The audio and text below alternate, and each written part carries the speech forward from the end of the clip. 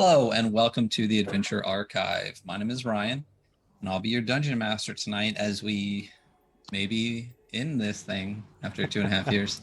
Here in the Maybe. Dark Kingdoms. I thought Yeah, this was the definite ending, right? this Or no? is the end part two. Okay. Yeah. Gotcha. So we'll see. So with me, as always, we have Matt as Victor of the Caldair, the human death cleric. We have Jess as Dariana Bloodright, the Elfmark Seraphage sorceress. We have Jason as Cutter the Faceless, the Darkul Rogue Duelist. And Eric as Sylvester, the Dampier Warlock with his Spine Devil familiar Annie. And joining us in the place of Cam as Corn Fleshrend, the Darkul Battlemaster Fighter is Andy, who previously played Beatum Davalbreen, our Gnome Divination Wizard. The Dark Kingdom takes place in the Midgard setting, which is published by Kobold Press, so you will notice some differences in some of the races, classes, and features. So just ask in chat if you notice that, and please be aware this is an evil campaign containing evil aligned characters in a dark fantasy setting, and as such may not be suitable for some audiences. Graphic descriptions of gore, murder, mutilation, and torture will happen tonight. So, Nice. Good times. There's so no who's rocking Adventure Archive and Oh, DK I stuff have for the it. finale? Monday. I was wearing mine Monday and I haven't done laundry. I didn't do laundry. No, either. this is still Yeah. stinky pits from Monday, Y'all man. are- Like y'all are- this is yeah, not he's clean. wearing- Y'all are disgusting. It's not Sylvester clean. doesn't roll that way. Can't smell Can through string. Throw it yet. on the break. because you're Hamish tonight. Yeah. Hey, Skull. So, yeah, let's There go. we Let's go. go. So this is the Dark Kingdoms, and this will most likely be our finale, one way or another. The overarching story of this campaign: the players, after initially working for Lord Rodion the Glutton of Hanksburg to kidnap an up-and-coming paladin from Paranelia, brought her back to him, and in doing so incurred the wrath of Lucan, the king of the vampires of Morgau, who showed up, bitch slapped Rodion in the next week, and told the players, "You almost started a war, and now you work for me." They were sent to discover the Red Winter Sisters, which are heretics of the Red Sisters of Morena, who believe that vampires don't belong in the worship of the goddess of blood and lust, which, I mean, it kind of makes sense. And they were also sent to figure out who was making machinations against their alliance with the Ghoul Imperium, which 10 years ago, they had created that alliance to conquer the kingdom of Krakovar. Through their various adventures and visions and journeys, they found out that it is the Duke Drago Blackfly doing these machinations, a character from Cutter's past, and one of the favorites of the Emperor of the Ghoul Imperium and the ruler of the second largest city, Vandecool, in the Imperium. They were looking for the Archduke Avgost, the brother of the King of Krakovar, the kingdom that had been taken over 10 years ago, because his royal blood is important in some type of dark ritual that Duke Drago Blackfly, and they discovered his ally, the High Priest of Vardazane, the god of hunger, Radomir Marrowblight, are attempting, that is supposed to do something to strengthen the ghouls in some way that could alter the foundations of Midgard itself, disrupt the Imperium, and disrupt the world as they know it. While seeking Avgost, he slipped through the finger a number of times. They went to the north, they went to the Southlands. They battled through the desert to get a book of Anuakma so they could link toes and become Darkul. They made their way through the Underdark, meeting up with Corin Fleshrend, and eventually, after meeting thought to be dead king of the ghouls, Narrowsane, were led to Vandecool, where they are now. They explored the city to try to get more details of this dark ritual, discovered where it was, when it was, and that is in the Bone Cathedral. After making some deals to get some aid that will affect people for potentially decades going forward, after some machinations that are now causing chaos within the city, and after going through the Fane of Hunger, bypassing much of the Bone Cathedral itself and making their way into the inner sanctum, they burst through the door just in time to see the Archduke Avgost being lowered in a cage through a pit of baby purple worms, and being followed by the High Priest Radomir Marrowblight. Left in the room they see the Archduke, not the Archduke, Duke Drago Blackfly, a number of his guards. Let's get this guy out of here. And the captain of Duke Drago Blackfly's personal army, we'll say, Raze, a figure from Cutter's past. The reason he is Cutter the Faceless. And they've seen this before. Cutter's face is actually pinned to the face mask of Raze's helmet. As you all burst in the room, Raze is cranking the winch down. There's a thud at the bottom. He looks towards Cutter and laughs and says, "Come on, then." And you're all standing there. So, is there any questions, concerns, issues prior to just getting going tonight? I have nothing. I feel Oh, like Matt. mess 'em I up. feel like Matt has something.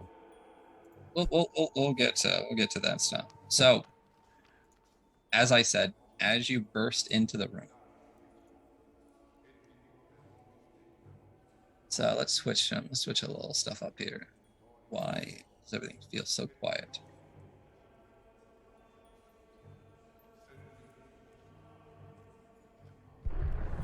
It's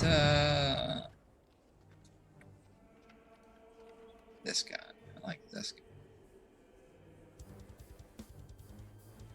Thank you, Ducky. Hey, Ducky, thank you so much for the resub. We will see Ducky tomorrow, and we'll talk about that at the end of stream.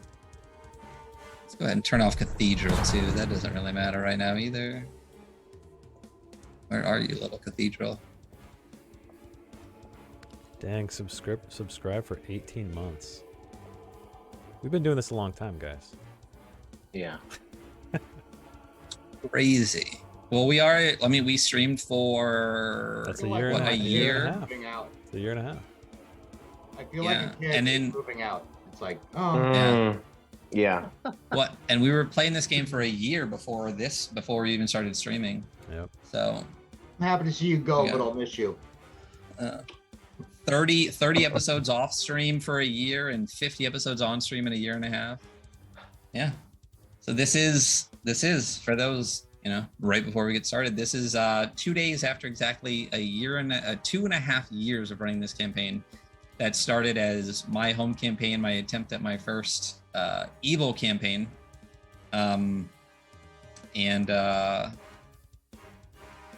Yeah, it's been fun. I don't think my next campaigns will be that much different. Probably just a different system. Yeah. Probably, Still very probably evil, still dark I'm and sure. fucked up. Yeah, exactly. So, like I think Jason said before we got going, it's been fun. I'm gonna Yeah. try to murder you all now. Thank you so much, by the way. Good Like, luck. One of the Yeah. few good things of COVID was hanging out with you guys. Been great. So We got initiative going here. We do, we're right? fixing to. We kept Oh. it? Okay. Yeah, no, we're gonna roll a new initiative for this whole finale bit. Fair. Prior to no, let's just go ahead and roll initiative, get it out of the way, get that going. Don't forget to click your tokens. Hold up. We have Holding. some Baines, We have- Ducky. we got veins, we Oh, got blesses. You. Ducky. Yeah. Yeah. Save the Bri.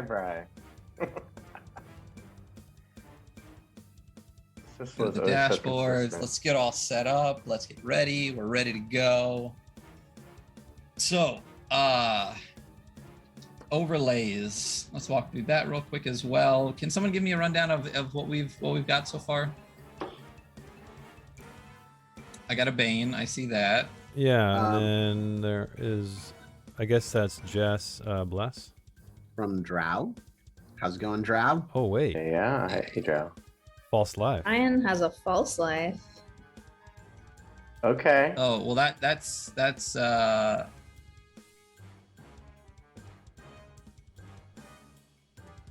how do our false lives work again? I don't think you need it now, so you kind of hold on to it, I guess. Bolster a player with a necromantic facsimile of life by giving one. No, you get temporary hit points. So you get to roll 1d4 plus 9 temporary hit points for Brian. For Brian. Oh, Dude, we got the hype. you're the best, One- Sisla. Aw, thank you. And we just got Thank you. Matt and Andy Yeah. got a bless from Skull. Drow. Oh. Okay, hold up. False life for Brian. You can just count that in now. And then Jess got a bless, so let's add that in real quick. Get to 6 there. And then Matt and Andy get blesses. Thank you. Oh, and we are in a finale hype train. Thank you all so much for that. Yeah. Ooh, thank you. Choo. So Cam has blessed, so that'll go to 6. Don't forget to use these guys this last chance, and trust me, I'll be using my veins. Yeah, 97%. And it was- At the same time, the other side of the coin is getting boosted as well. Yes. Oh, you know what's up. Veins. Oh, I got my box out. I need to remember all my red cards. Let me just pull that up actually and just have it sitting out so I can remember that. Pop that out. Oh, there it is. Boom. Hey, dang. Ducky with the gift subs. Thank you so much, Ducky. Just go shop. Oh, Hunter. Johan Nora Hey. got a gift sub. Johan Nor, yeah. Yeah, And baby. Omega Ohm. There you go. Omega's been running Alien over on his channel. Oh, nice. It's one of the only Swedish things I know. Taksumike. Thank you very much. All right. Did I miss any part of the roundup here? Don't think so. Let me. I had something, but I don't. Okay, so for those that don't know what we're doing and what we're talking about, the players are getting blesses and banes. A bane allows me to roll a 1d4 on anything, basically, that will reduce the player's rolls. And it allows blesses allow the players to add a 1d4 onto their roll. And then the false life is 1d4 plus 9 temporary hit points, so they don't stack. So if you're gonna do that, wait till summons are gone. Brian now has 1d4 plus 9. Did you roll that? No. So go ahead and roll 1d4 plus 9 because it's cast at 2nd level. So you have 9, 12 temporary hit points added onto him, and those will go first. So you can just like mark down 12, and when those are gone, you're good. Found what I was looking for. Let me just save this real quick.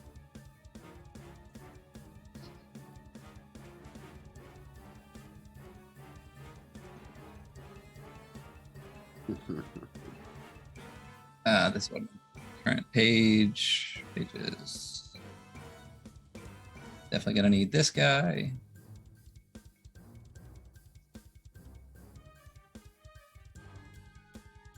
Regala.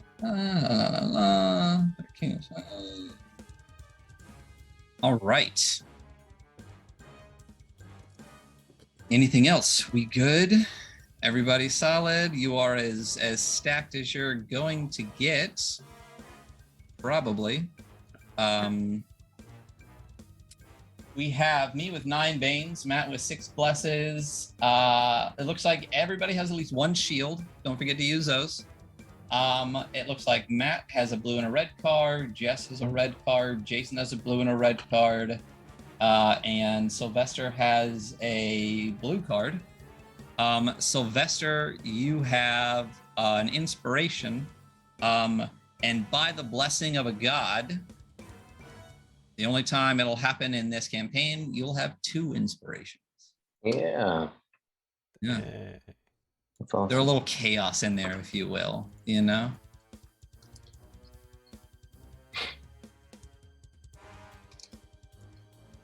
I will take it. Hell yeah. Don't forget to use those, and don't forget, blesses are declared before the roll, just like Banes. And inspirations can just be used as a reroll after you decide. That's fine. I don't care. All right. So, Corin's ready to Again. throw some steel. all right. So we are, I think, as prepped as we're going to get. So, as you all burst in the door, there is a sense of surprise from the people there. They did not expect that. They just saw a servant of the unsated god leaving. And suddenly all of you, a familiar face, well, familiar kind of face, but also that surprise quickly turns when they see you. But in that brief moment, each of you has half a second to do a very small action. If it's, did we actually roll initiative? No, you Yeah, told us to no, hold you on. He did for a did not. second. Yeah, he told us to hold.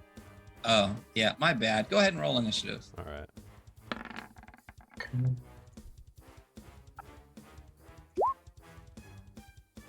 That light mithril armor is weighing me down. Same. Dang, I even only rolled a 13 with advantage. Oof. Dang, rough. This Fly, didn't go though. well. We'll see how it goes. Oh yeah.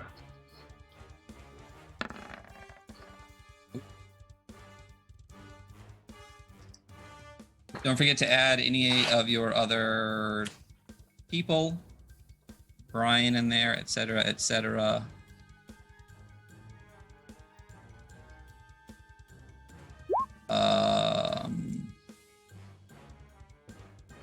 Same thing.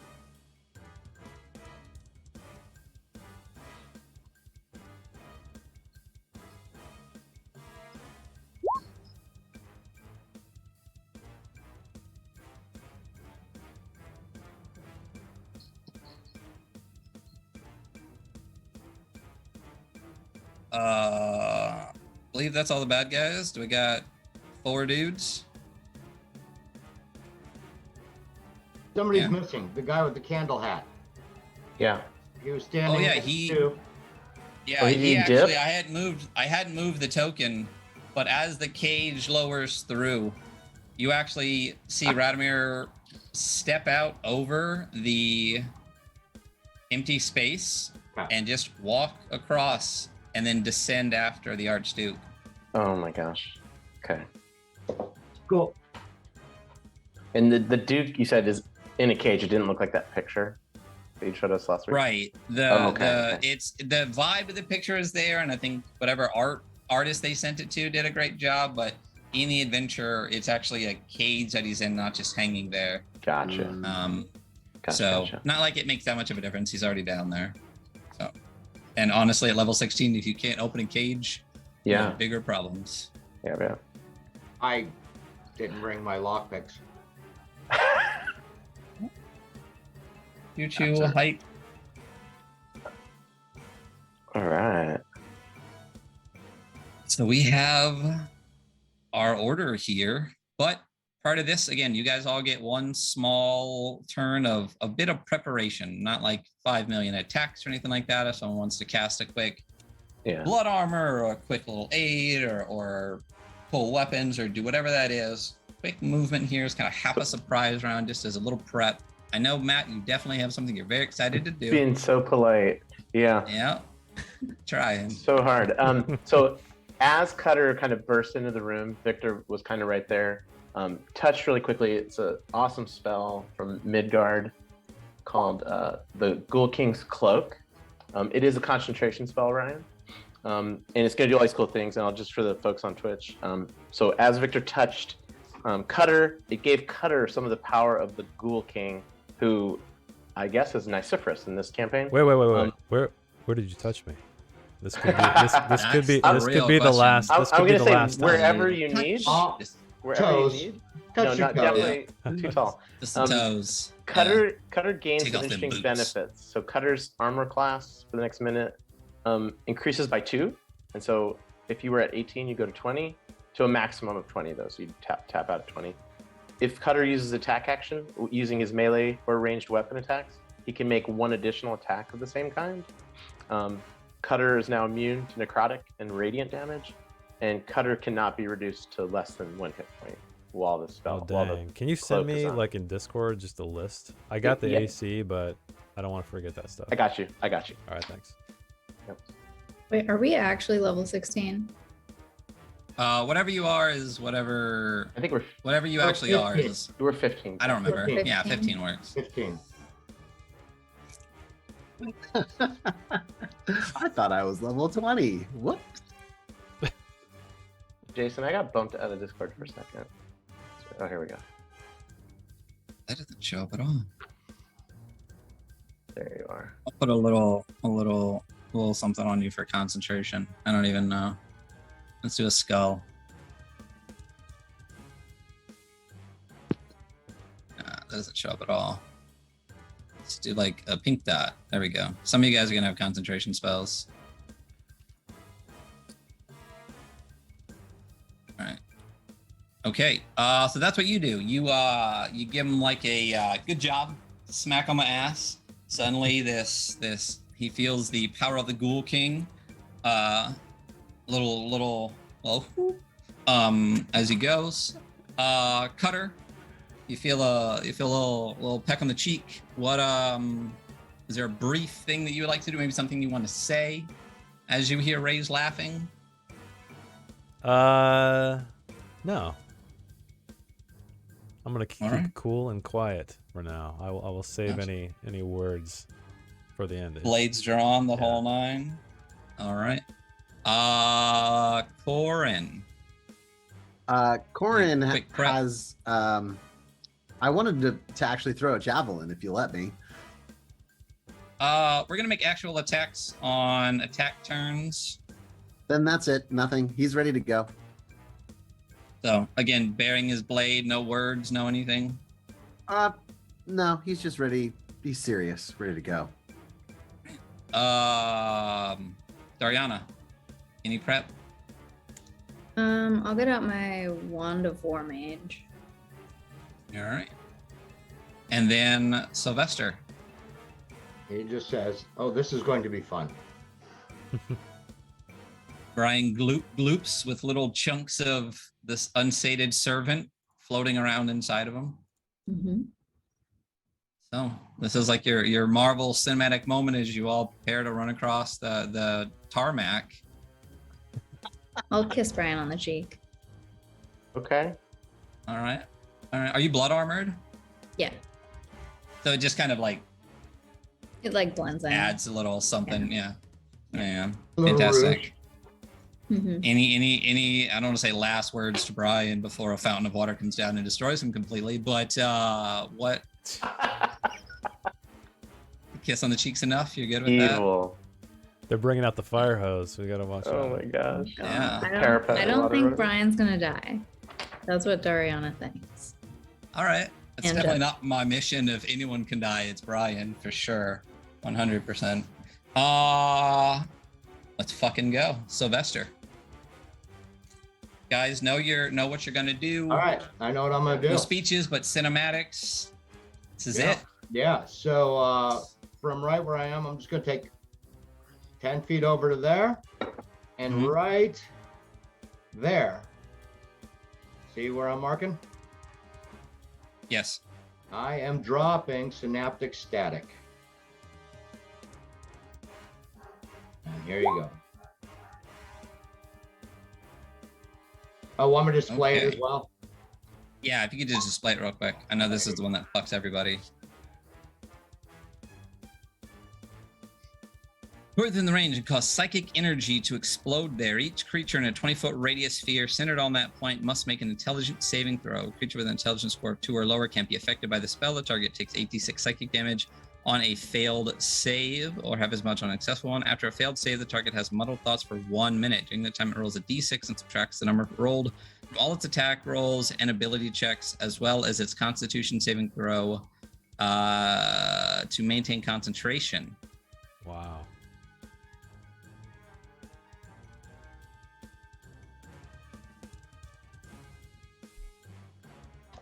Okay.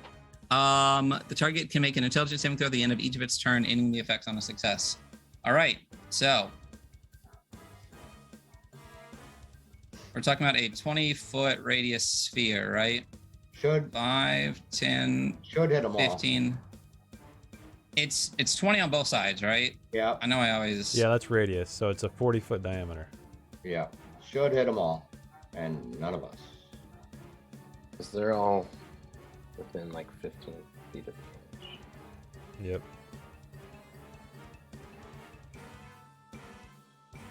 Nice. I think it's. If I can do a sphere, right? Is that right? That Yep. seems right. Yeah, he's 15, 20, 20, and then 15, yeah.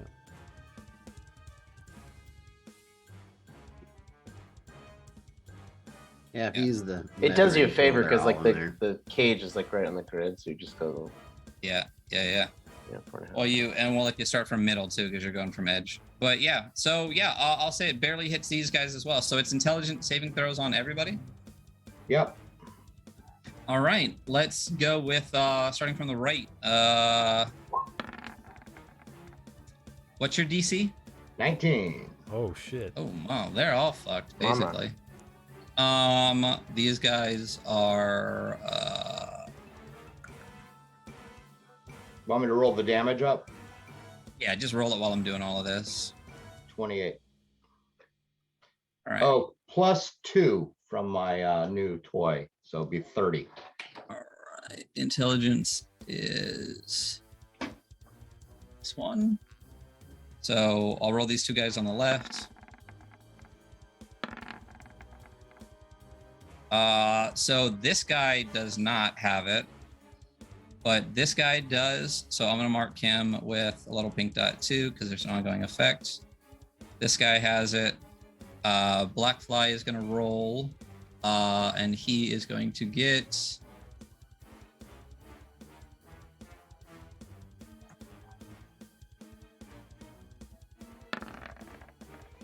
A 19. He passes as well. So you got Raise, and you got this guy here, and that is what you got. And you said it's psychic damage. Yes. And curious about the guy down in the pit as well. How far Oh, down so yeah. So as you you're a caster, because is it a dome? Is it like a full circle above and below kind of situation? Sphere. Yeah. I The sphere. assume, but I don't know. Yeah, so it's like a After yoga before, We were ball. up above centered and in- we got hit. Yeah. So- So you can feel how a spell happens. You feel that only a dome of the spell happens, and that there is something Cool. like throughout the floor, especially emanating from that open pit, that is not allowing it to pass through. Okay. How much damage? 28? 30. 30. 30. So this and guy got half, 30. Half of the guys that saved. Oh, half, and then they're not affected though. Right. So minus 15 and minus 15. Okay. Fucked them up. And then the- that's gone, right? Yeah, but the two that didn't pass have to roll d6, and they're going to subtract that from their attacks and saves and whatnot. Every time they do, yeah. And then they get to make a save at the end of each turn. Yes. All right. Okay. So the Duke is up. Duke Drago Blackfly, the person who has started all of these machinations, is trying to bring about a change. I wanted to finish my movement, though. Go for it. Yeah. That's bringing about a change in the Empire itself.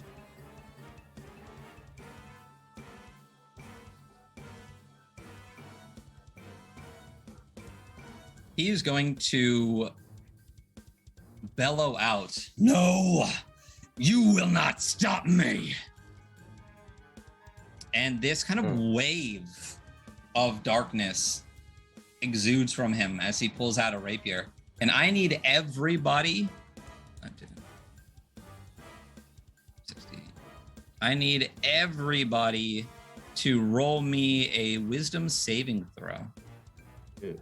And if we want to bless it, slap that in there. Yeah, and tell me. Yeah. Okay. Yeah, I'm gonna go ahead and bless. I'm gonna bless. Okay, Eric, bless. You said whiz. I did say whiz. Thanks, Matt, bless. Ooh.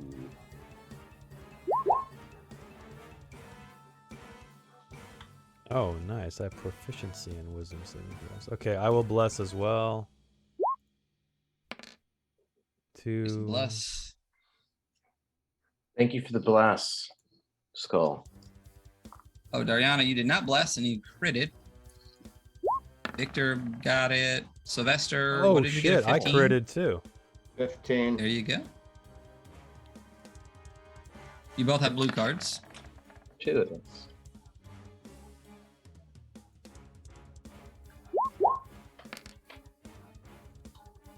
Now, what's the deal with the blue? Do I need to know if I fail or not before I decide to use a blue? Or do I? Kind of depends on the card. What is your card? A plus D10 on a save? Yeah. No, you can use that after. If I So fail, are you? if Corn fails this, I'd like to use Indomitable to roll again. Okay. What did you roll? A 13. Yep, roll again. Brian got 11. Oh. Oh my god, and I have to take it. Oh. Oh, do you have a red card? You don't. Sucks to be you. This is an ability or saving throw. Wait, do we get green cards for critting? Or blue cards? You both already have blue cards, I didn't. but you normally. What's up? I had a red card. It says you. Oh, I didn't take your. No, Jess, I think you had blue because you critted the last episode. No, she does have it, so we'll switch it out. So yeah, you get a blue card. Maybe So I'll Corin, just- you have a red card. Maybe I'll just like what's the word? I'll just remove my red card, I guess. If I can. Oh, you don't have one. I must have put the wrong. Yeah. I don't have a note for it. Oh. Yeah, it should have been just blue. So you don't have a red. You do have a blue, and I'll draw one for you. You have advantage on a saving throw. Nice. Okay. Since I got that before I rolled for Brian, can I use it for Brian? Sure. If you want, it can be gone already. That's great. What would Sisla do? Are you using it? Yeah. Okay. 15. Cool. He still fails. What? Oh. Can I count the the blessed dude? Nah. No. Could have blessed it before the roll. But you didn't. Yeah, You failed. that So was who? before I knew I had advantage. So wouldn't it just That's be only- the bless on top of? No, I like the negotiations. I really do. But no. Did you originally roll a bless for Brian? Yeah, I rolled a 1. Oh. So what is it? A 16? Yeah. Sure. This will be the one time I'm nice tonight. It was for you. Well, Oh. I mean, Uh, if I had advantage, I would have rolled It was twice. for- and not then for her, added the for bless Brian. on it. We're just doing it in Yeah. pieces. but who rolled first, Brian or you? I did. I critted. So you would have advantage first. There we go. So anyone who rolled less than a 16 failed. Who is that? I'm Right. gonna use my 1d10. I don't even have to roll it because I'll get a 1 at least. Okay. So your blue card is So my gone. blue card's gone. Get rid of some of this stuff All right. now. What kind of handicap am I fighting with here? You are all frightened by the Duke's presence. Mm.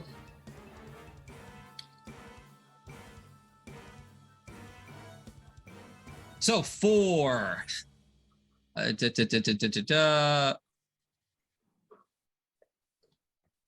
Yeah, you're frightened. So you can't move towards him. Condition frightened.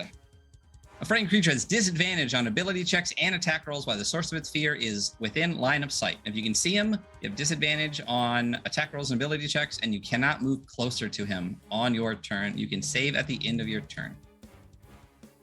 That's what he's going to start with. And then he is going to use his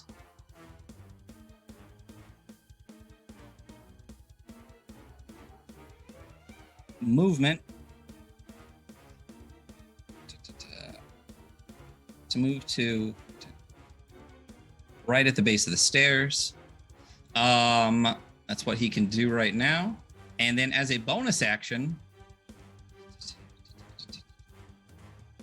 he is going to use his Ghoul Commander. And as he rushes by these two, say, kill them all. And they now are inspired by him and have advantage on their next melee attacks.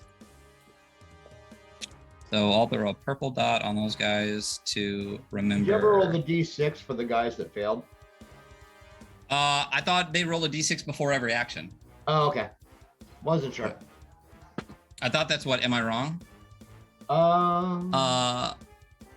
During that time, it rolls a D6 and subtracts that number from all rolled attacks and ability checks. So yeah, so every time before they do anything, they have to roll a D6. Okay. And then subtract that from the roll every time. Cool. All right. So that was his turn. Brian is up, but I'm sorry, who was all frightened? That was Dariana. That was Corin, and that was Sylvester. No, you passed because you used your blue card. So, just me. Brian, you're up. Yep.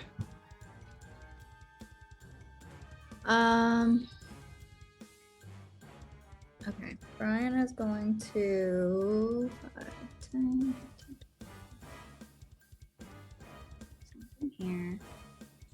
He's gonna slam this guy. Okay. Roll to hit this guy.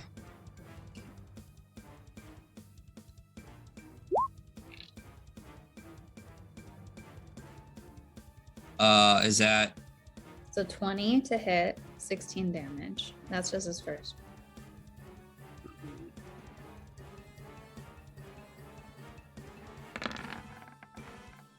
what was the 15? Was that just his advantage roll?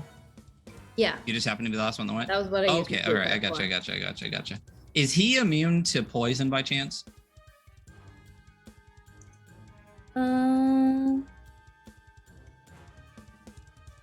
No. Wait. Condition immune. He is. Okay, kind of thought so.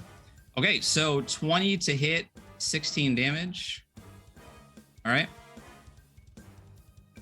And then he'll do. Did he hit? Yeah, he hit. Yep. Do it. Dang it. 12 to hit.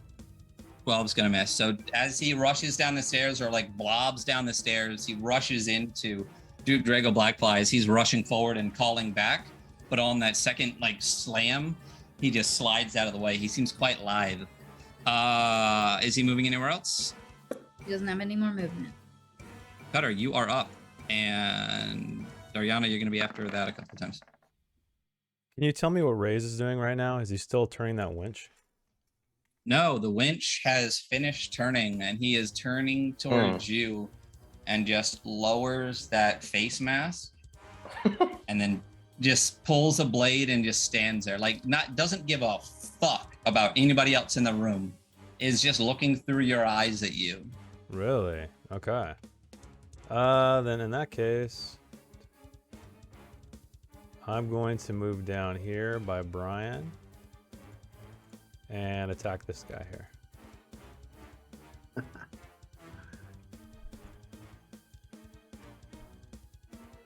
Okay. All right, so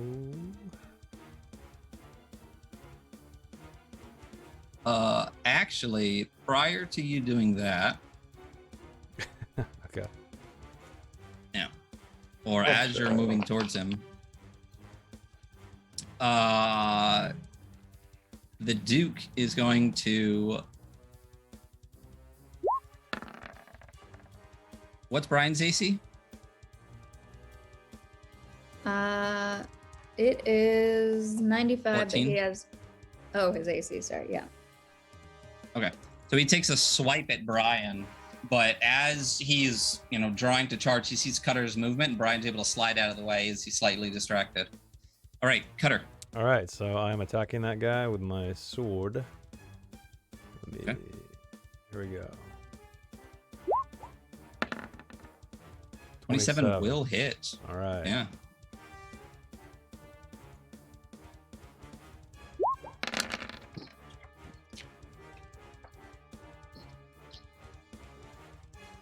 So that guy gets 46 points of damage. Okay.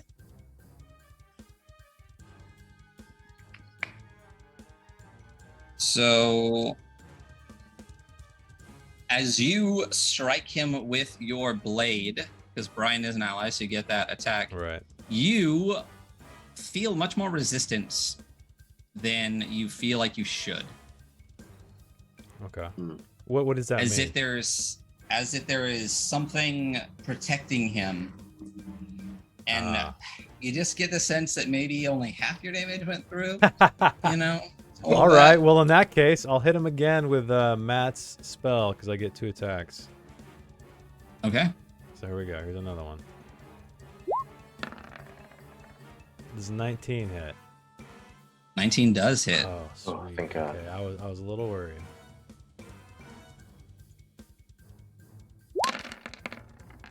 Do you get sneak attack on every attack, or is it once per turn? Because he's 5 feet. Let me You only check. get sneak attack ever Oh, once per turn. Oh, Yeah. okay. And then- Well, then he takes 6, I guess. 12? Well, yeah, 6. If it's All 50, right. if it's 50%.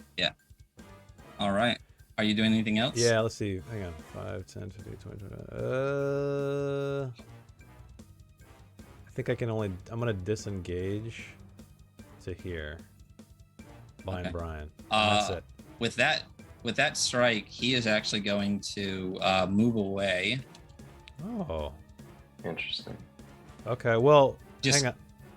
Is that on my turn or what? Does that mean I get... As soon as your turn ends, Oh, as Yeah. it ends. Okay. yeah, he gets to do stuff when it's not his turn. Gotcha. Okay. Almost like he's a legendary or something.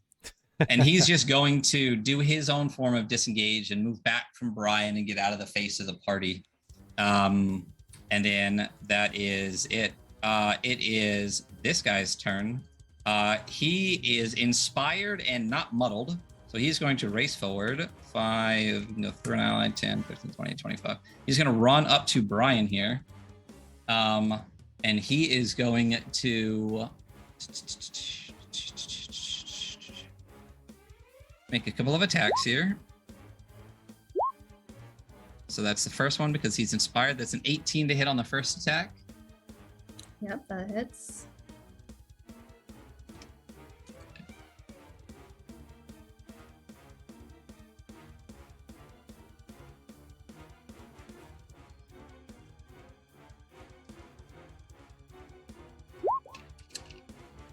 I mean, 19 points of damage on Brian as he claws through. But again, I think.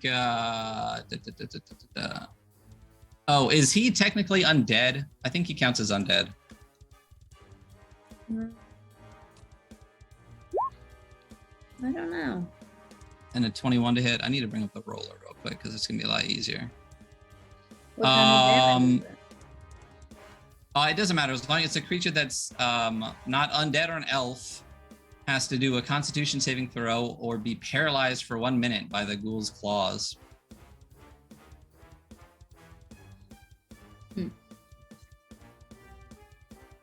Yeah, I don't know if he's undead. I can't tell. It doesn't have a creature type at the top of the right underneath the beginning of the stat bar. It should say like This is large, elemental. or yeah. Roll me a Constitution saving throw for Brian. And Check his conditional immunities as well. He might be immune to paralyze. he is conditional immunities. Yeah, paralyzed. Immune to paralyze. Boom. Doesn't matter. But he does get hit on the second attack, and that is 2d8 plus 3. That's another 16 points of damage on Brian from this guy. And then it moves on to Ray's turn. And Ray's is going to just bellow through the air. I said, come on, you coward. Right at you, Cutter. And he is going to race towards you. 10, 15, 20, 25, 30, just barely getting there. And he is going to attack you with his longsword. That will be...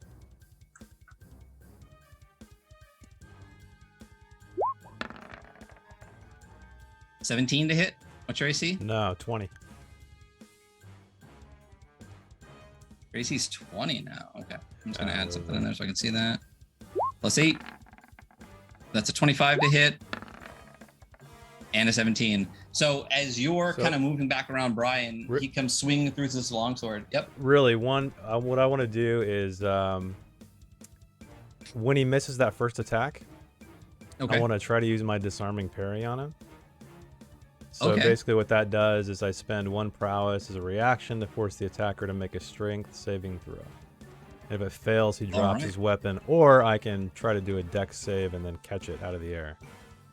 All right. So what kind is this again? Strength? Strength. And the DC is... What is it? All right. 8 plus...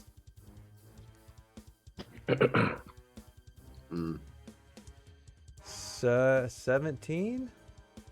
Yes, passes. Oh! Wait, let me double check that. 8 plus proficiency bonus, so that's 5. Plus my dexterity modifier. Ooh, what? Which is 5.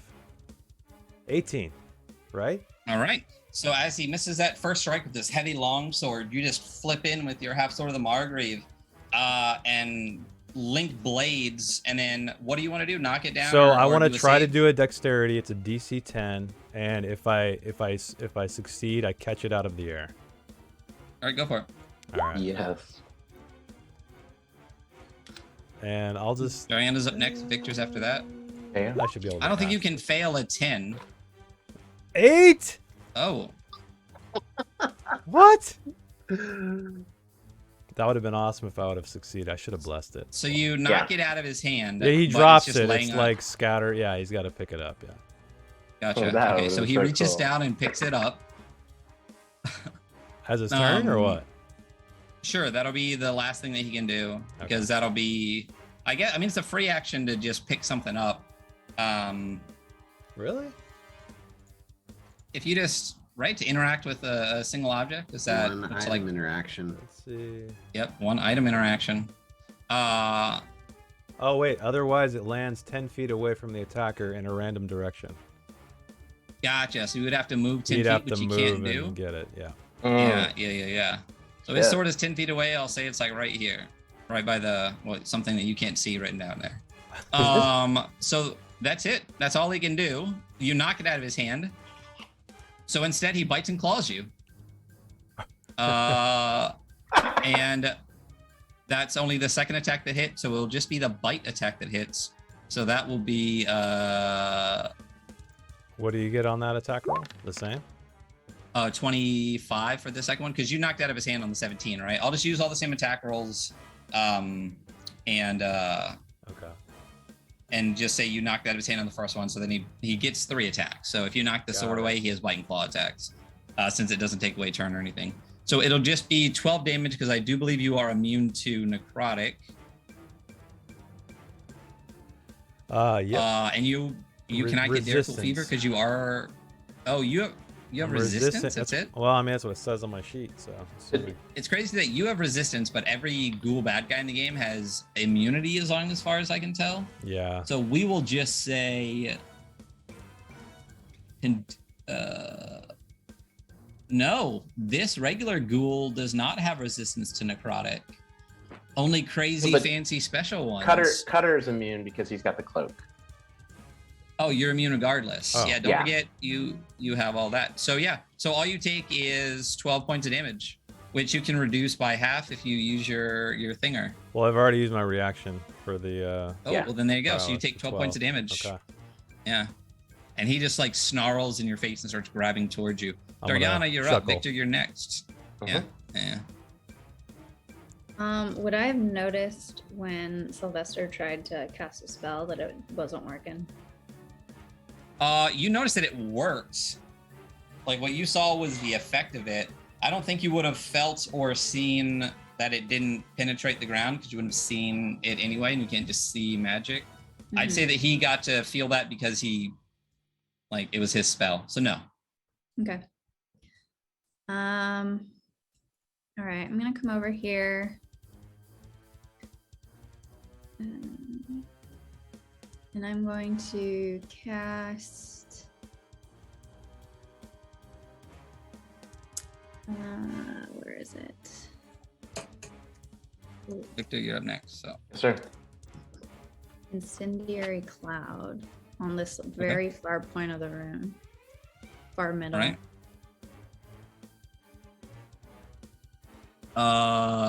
20-foot sphere. Where who do you want it to hit? Because with the 20-foot sphere, you can pretty much place it wherever you want, and we'll just hit like a rounded edge of it. So you could probably this is a hit 20-foot these. radius, isn't that 40 feet? Sure, yeah, 40. Well, yeah, it's exactly the same as the last sphere thing. So 5, 10, 15, 20, 5, 10, Damn. 15, 20. I want it to Napalm. hit. I guess it would hit everyone but this, like, the main guy next to Brian. So it's this. Can you see that? Oh, okay. So how do you want to do that? I guess you could do this and hit like 3 of them. That's what I want. You could. Do you want to hit the main guy? Do you want to hit Raise? It's No, kind I of want to one or- hit well, whoever's closest to hit the Brian. main No, Hit them. wait. If you really finagle it, you can Well, I get do a spell everybody. sniper, so I want to hit all of them. Wow. All right, you're gonna Okay. spell snipe and just hit that exact ding right there. Okay, so it's deck saves for everybody. Yeah, and let me just double check, but I thought I read that undead have. Maybe that was a different spell. I don't know. Let me I mean, they don't seem very undead. Okay, so we'll do these 2 little guys first. That's a 16, a 19, and what's your spell save DC? Oh, 16. So they succeed, and then the fancy guys will go Raise here. He fails, and Blackfly succeeds. So the only guy that failed was Raise. Is it everybody takes half damage? Yeah, on a success. All right, so Raise takes 48 points of damage as an incendiary cloud. So basically a swirling cloud of smoke shot through with white hot embers just fills the entire room. A lot of them are able to just like duck, dodge, like stop, drop, and roll. It goes over, but Raze is so focused on Cutter that he just basks in it. And the Duke just dodges out of the way of it. So he took 48 points of damage, and this guy will take 24 points of damage. This guy will take 24 points of damage. This guy will take 24 points of damage. And that's it. And then, are you moving at all? Are you doing anything else? Oh, wait a minute. You're a Skurd, aren't you? No. You didn't move anyway. I'm Okay, the all right. only one that's scared. Yeah, I'll move back. Oh gosh. Oh, we got raided. Yeah, we got. Hey, Big hello. So, Bardic Dice. Great. How's it going? Sorry. Oh, hello. Hello. We are Thank in you so much for being combats. here. We are on the final episode of a 2.5-year evil campaign as the players are trying to battle their way to save a creature from an archduke from a dark ritual that could destroy the world for the Daracool. So we are deep in combat. Oh, thank you so much. We really appreciate that. Yeah, maybe our last episode, and it's probably going to go long. So you You do that, and you're not moving forward, not doing anything. You moved, right? So Victor, you are up. Foreign and then Sylvester are the next players up. Victor, what are you doing? So as Victor watches that incendiary cloud like rush out over those guys, he notices that they're like 5 feet from each other, like right next to each other, and he kind of reaches out his hand with that Krieve glove on it, and a spectral hand comes out, and actually 2 hands come out and reach around both the Duke and the person that attacked Brian. I have to do 2 attacks, I think, with Chill Touch. Is this something I can bless? Yeah, you can. As long as it's an attack roll, you can bless it. Cool. I'm of course, on the last episode, Matt's still giving reach arounds. You know it. So here's the first one, and here's the second one. Okay, so 17 and 25. 17 and a 25, in which, so you're going on raise, and I mean, I on assume we just can do them in the order. the 2 that were within 5 feet of each other. Sure, yeah, they both hit. Okay, cool. So here's the first one. 17. Second one is 17 as well, and both of them will have disadvantage if they try to attack me before the end of my next round. Okay. So are we able to see through this incendiary cloud? Oh, I think, was it instantaneous or does it stay? It stays. It stays for like a minute. Days. So Victor, fuck. oh, go ahead. Just because it'll change what I do based on. Because I can see these 2 guys right now. Yeah, it moves 10 feet directly away from you in that Heavily direction. obscured. She chooses. Yeah. Heavily obscured, so you Cool. can't see. So Victor's gonna. I think because there's an edge of that guy. If I move to like here, can I see him? The guy on the winch, like the back. Like, can I see the back of the guy hanging out of the winch, like on fire or whatever? I guess I could move. You more. can't. You can't see these 2 guys right here. Like at all. Like even if I move over here. I mean, you see an ass cheek hanging out. Yeah. Okay. So what I'm gonna do then, since That's all he needs. because the winch is there, and I know that that's the guy with the face. But I saw that before the fire lit up. No, this is the guy with the face. Oh, he has the mask? Yeah. Oh, gotcha. Okay. So I will just then drop. Can I get the spiritual hammer? And I'm gonna drop it, I guess, right in between the 2 guys, like right here. Or I get, so. Can you see that? No. The nameplate?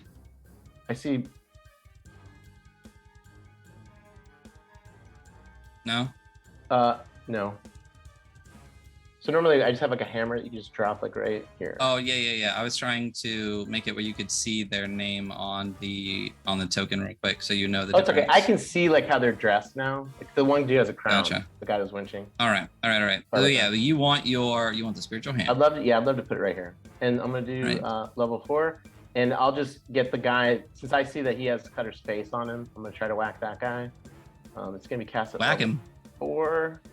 You can put this anywhere you want. Okay, it's thank you. yours now. Yeah. Okay, boom. So he's kind of, I mean, I'm assuming, like, I know he's there. I can put it right behind him like I usually do. You can do whatever you want. It's a Cool. spiritual Okay. hammer. Beautiful. Here we go. So again, you're targeting into a heavily obscured area at this point. So I if got you're you. Okay. striking So then I guess what I'll something do- in, Can I Yeah. put it right here?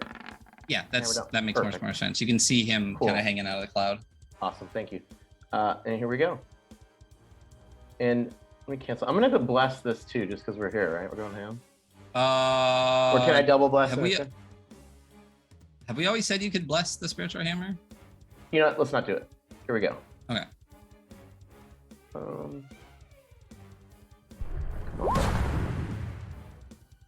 Oh, so 15. 15's gonna miss. Yeah, shit. Okay. And then I think that is everything I can do right now. All right. The Duke is going to move himself out of this incendiary situation right here. And at this point, be basically where none of you can see him. You don't see anything as he moves through a cloud and goes out the back. Let's actually just go ahead and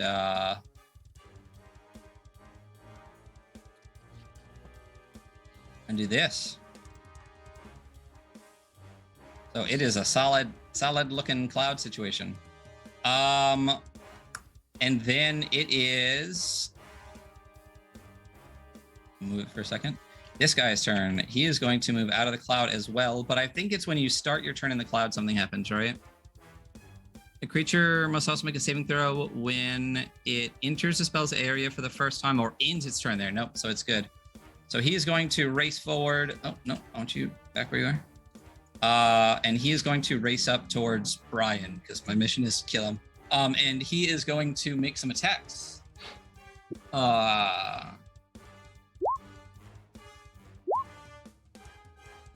That is a 14 and a 20, so they both hit.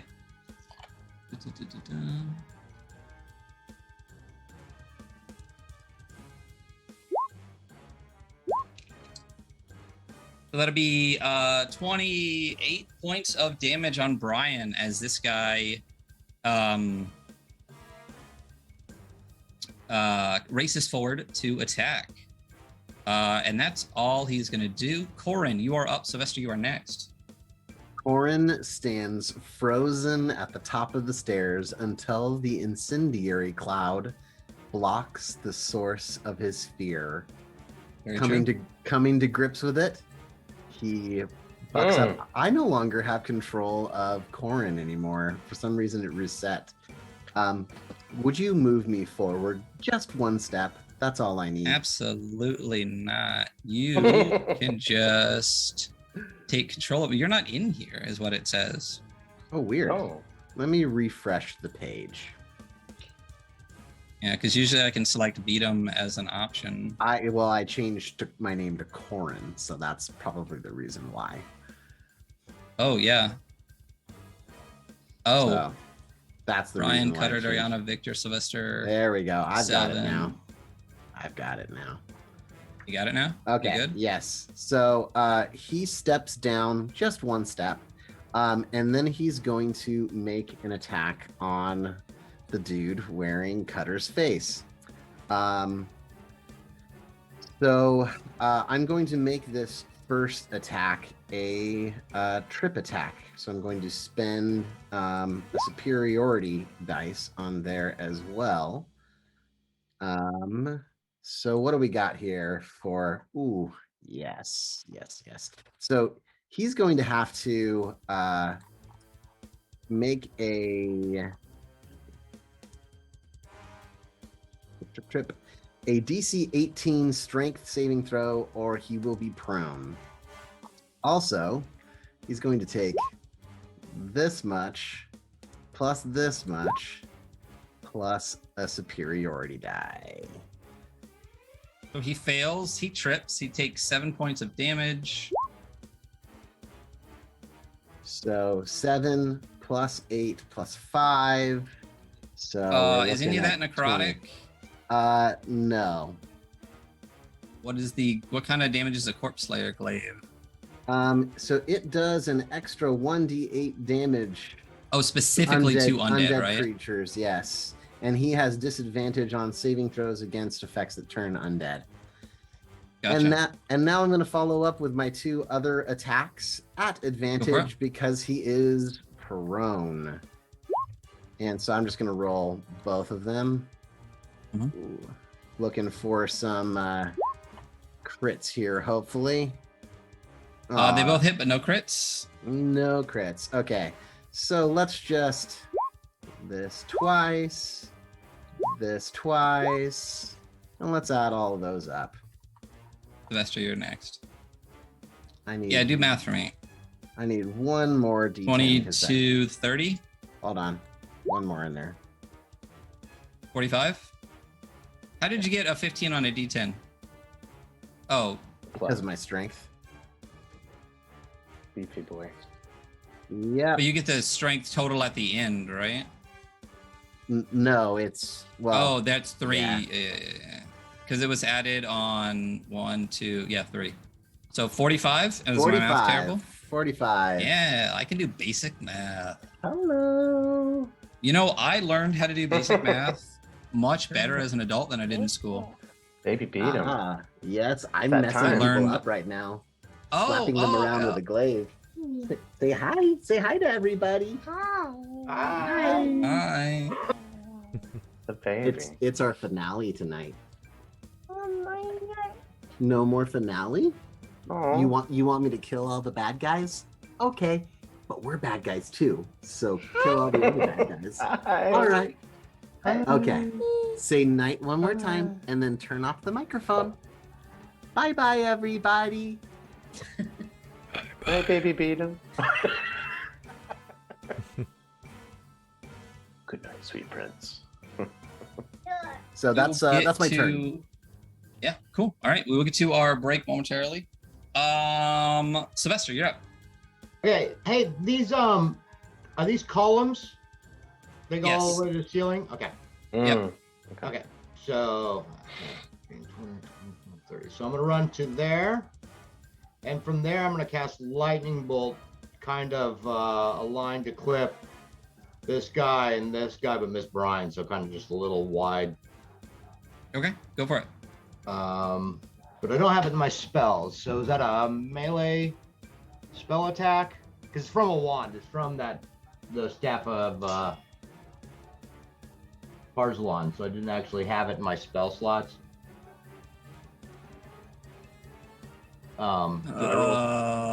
Is that a melee spell? Hold on, I got Lightning it up here. bolt is a circle bolt. No, each creature in the line makes a dexterity saving throw. Okay. All right, so dex saving throw. Prone opponents. What does that do? He probably has disadvantage or something, right? On a Dex dexterity will- saving throw? Absolutely. Yeah. He doesn't have this, so we will do the first guy is not that guy, it's the bottom guy. That is an 18. I think that misses by 1, right? Yep. And then this guy has disadvantage on 2 of these. So that is a 21 and a 15. So he fails. So they both fail. So roll your damage. The damage is a whole lot.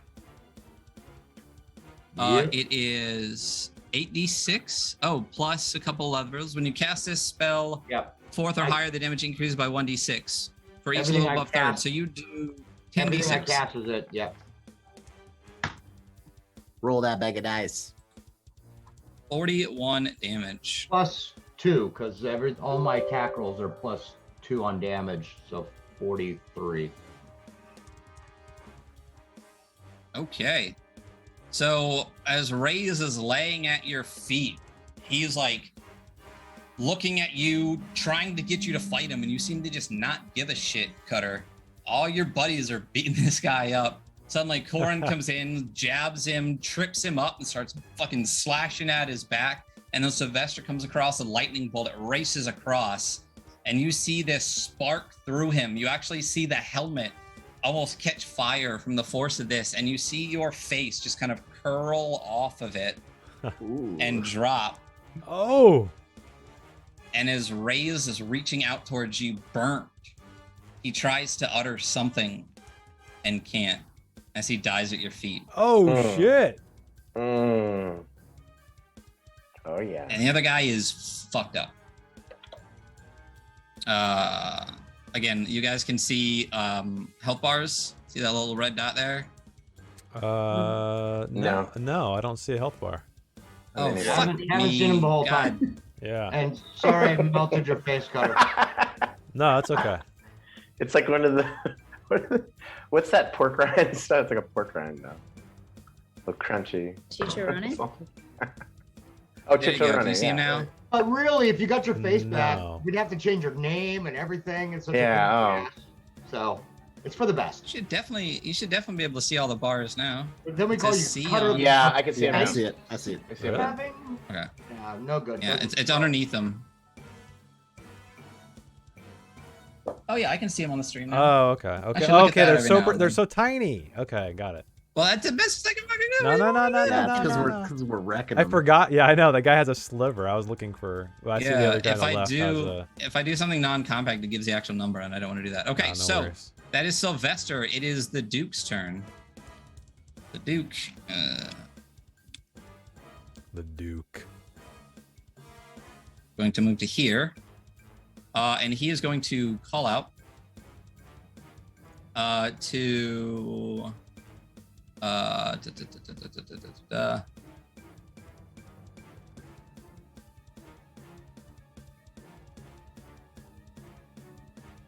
no, he is going to look at Brian, and I need Brian to make a charisma saving throw. Can I counterspell this? No. Don't hurt Bri. No. Okay, charisma. How many hit points does he have left? 44. Oh, that's not very many. Oh, Red card. Oh, If he can earn them, if he can no. use them, you can earn them. Oh, I need to remember people's red cards. I should have used your red card on you. That would have made a huge difference. Oh, that one's not applicable.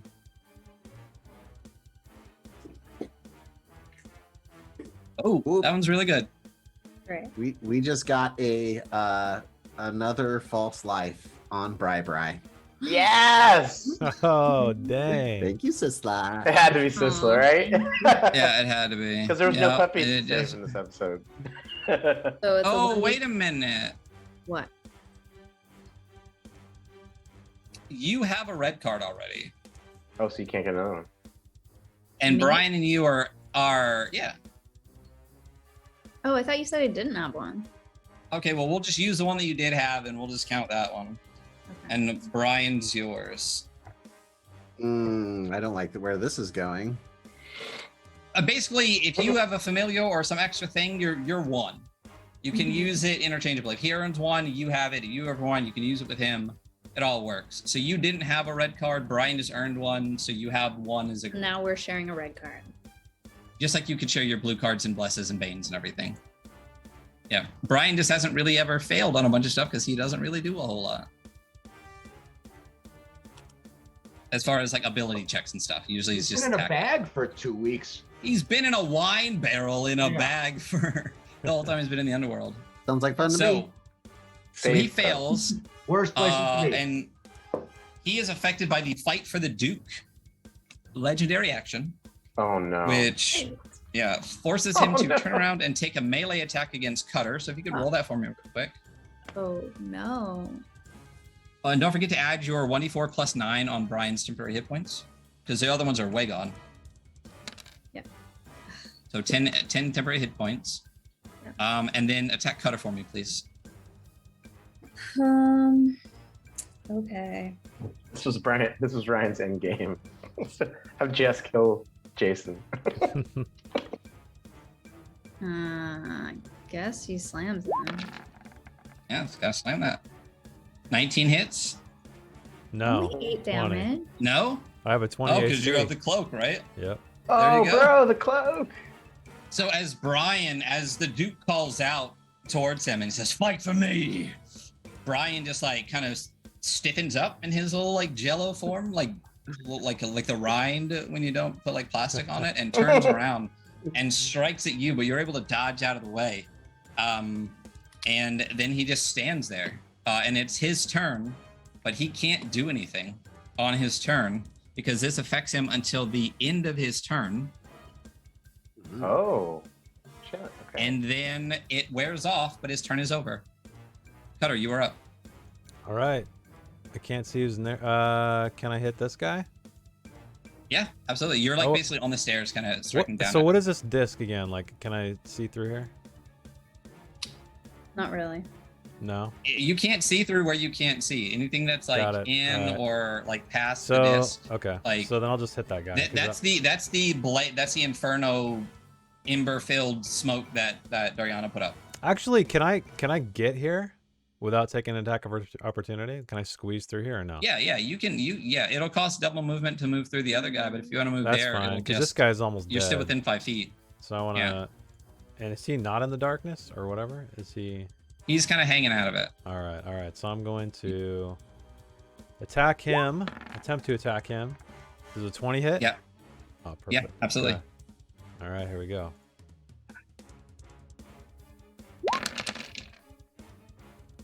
Fuck, man. So 41. Oh, are you talking about the dead guy, the half dead guy in the darkness, or the main guy, this guy here? The almost dead guy in the darkness, I guess. Oh, well then, yeah, you overkilled the fuck out of that guy. Okay. Yeah. I wasn't Hey, sure. he's- I wasn't sure. He's I figured... wearing that cloak from Victor. Yeah, we'll we had to overkill it. Yeah, exactly. Yeah, you gotta go ham. Yeah, he's super dead. All right, so then I'm gonna spin around as that guy drops to the ground, and then Uh-huh. carry my blade into this guy here, or attempt to. Let's see. Yeah. My second attack, and I will not get sneak attack this time, but whatever. 20 hits. Yeah. All right, Yeah. so just disregard sneak attack. It's probably gonna auto roll it. So 14 points of damage. Nice. Right. good. Minus 14, absolutely. Okay, are you doing anything else? Yeah, I'm gonna move back here Okay. if I need to. This guy is dead. This guy is dead. Dariana, you're up. Victor, you're up. Mm-hmm. Afterwards. So So- Dariana, you're up. Which way is that cloud moving? Also, real quick, Yeah. prior to that happening, Uh oh. Of course. Shit.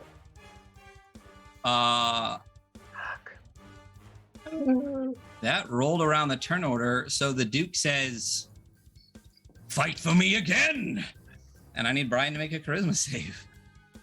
What? I think Come I on, know Brian. which way the cloud's gonna move. Come on, Brian. So it's actually 15. Oh, because he's Oh, okay, negative he's got a 2. -2. Oh, Oh, so sad. Brian. I think the wine in him should give him a charisma bonus. That's only if only he spoke Sylvester. Something besides. That's only He becomes Sylvester. super suave, right? But he only speaks primordial, so it still sounds fucking terrible. So go ahead and attack Cutter again for me. This is great. 16 misses. Again. Oh, thank Right. God. Yeah, Nice. yeah. Man, All this right. spell is killing. Does Victor. Cutter have a clue, like, why? I'm just like, I mean, he fuck, clearly, I'm good. Yeah. Brian clearly looks like he gets taken over, and you hear the screaming or the sound of Yeah, this yeah, yeah. inferno. That's awesome. Yay, Brad, question mark. Oh my God. Took the Okay. fucking music a little bit yeah, here. grooving. All right, now you're up, and Victor's next. Okay.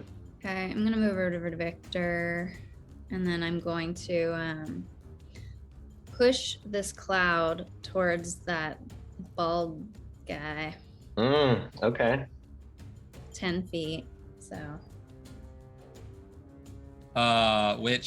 So like this? yes, Okay, Well, still not hitting any of whatever- your buddies. 10 feet is, yeah, because it moves 10 Gotcha. feet away. Okay, and then incendiary cloud. So a creature also makes a saving throw when it enters the spell's area for the first time on a turn. I think entering it or it entering you would be the same, roughly, generally, you know. So I need to make a save. What kind of save is this again? Dexterity. Yeah. Okay. Do I need to roll for damage again, or is it the same damage? Oh. But he's Damn, just gonna Ryan. he's just gonna succeed. Oh, What? because Because he he's can. Oh, On a Ah, crit shit. fail? Oh. Absolutely. That's why you use it. Yep, Impossible. you just I choose to succeed. Yeah, that's. So is that Okay, half half damage? Yeah. Do you? I mean, you can roll the damage again, or you can just keep what it was. It's up to you. It was pretty solid damage. Yeah. What What was it, like 48? For half? For half? Come on, roll some dice. Yeah. What was the We can damage do that better. you rolled on that? No. She already. Well, yeah. If you want to roll the damage again, you can. All Can be right. less. I don't remember. Yeah, it was 48. I can't find it. Oh, I have it. It's 48 total, or you can roll again. That's up to you. You actually rolls a surprising number of 8s in there. 1, 2, 3, 4. Okay, Yeah. well this was 46, so 23, right? So 23 damage because he takes half of it. Yep, let me get this out of the way for 1 second. All right, 23 damage. All right, yeah, you smacked him up with that. Good job. And I have a question. When he was doing when the Black Fly guy was doing the crank thing, when he was doing crank, Bald Ghoul. That was a raise. yeah. Was he Raise is lowering? cranking. Right, but was he lowering somebody down? Is that what? Yeah, that was for? Avgost was like he was lowering the cage down through that opening. Okay, and then that Candlehead guy went down there. Yeah, he like floated down after the cage. Oh. Wow. Mhm. All right, that's. All right. Wait. That wasn't my action. I still have. What was that to move it as a bonus action or something? It just no, happens. that's just part of the spell. It just moves 10 feet in the direction I want it. Oh no, it says it moves 10 feet directly away from you. Oh, in a direction that you choose at the start of each turn. Yeah, that's just part of the fucking spell. All right, go for it. Damn, bro. Yeah. Okay, so I'm now going to target this guy next to Brian. And does he hit Brian? This guy here? Yeah. I think he's going for Cutter. I don't think he's hit him yet. Okay, I'll be nice to him then. Okay. I will do Firebolt Twin at him. At this guy? The guy next to Brian, yeah. The only other guy alive that I can see. All right? There's like 4 people in between you and him. There's like a Gonna shoot him, direct Papa. line, though, isn't there? Well, you are a spell sniper, I am. but he's also like 10 feet down. Hmm. Like if you're in the back of this platform, it's 15 feet. It's at least 10 feet out to the platform and 10 feet down off the edge with I feel like Sylvester. I'm right near Linus. Yeah, Sylvester Okay. and Corin I'm like- and Brian's All metric right. dude and a half. If you I'll- want to move to the left like 2, I'll I give that to can't. you. I used all my movement, but I'll ready the double, whatever spell I had, Firebolt, for when I see that main guy that's under Gotcha. the boat right now. Okay. Oh, nice. All right. Take it. All right, Victor, you are up. All right, Victor is gonna move kind of to the edge here, so I guess like 10 feet, so he can see. I'm assuming from here I can kind of look down at an angle, see Brian guy, see this guy hopefully. The one we You were talking see all these people. Cool. Yeah, and they're all like And then- staged. So Okay, like then- he's higher, Brian's there, and this guy's way past him. So I use 10 feet of movement. Use my bonus action. Spiritual Hammer wanders over here. I take a You whack. definitely don't have a. Go ahead. Oh, you're hitting. You can move the hammer to roughly to the general area. Yeah, if you wanted to do like a straight shot spell, I would say you definitely can't. But for the hammer movement, Yeah, sure, no, go it's for not shot. Okay, so I'm moving the hammer. Here it goes. Hopefully this works. Go. 16. it. Yeah, that hits. Go for it. Roll that damage. Corin, you're gonna be up after this bad guy. 16. And then, so I have a spell called Toll the Dead, which is a save. I just need to be able to point at him, see him in range. Sure. Is that okay? Mhm. Okay. What's and the then save? Yeah, what's the The save? save is a DC 17, a Wisdom. Whiz +2. 16, Yeah, and he's it's gonna take- damaged. And he's already been hit, right? Yeah, cool. Here we go. Boom. What is your spell save DC though? 17. 17. Okay, yeah. So he takes 16 damage. Here we go. That should be, this is the, so it's 20 more damage on him. Is he donezo? No. No, okay. 16. And then I've got a little bit more movement. So that was my bonus action, my action. I've got like 20 more Okay. feet. I can see the crank. Yep. Okay. 5, 10, 15, 20 more. And that's where I am. Okay. That's everything. That guy goes, and I think I've been forgetting this, but I don't know if he's been doing much. So that's 2 off of everything he does. He's gonna try to hit Brian again for a couple of attacks. That super miss. Just flailing wildly at Brian. They are both going to miss. And then that's the end of his turn. Corin, you're up.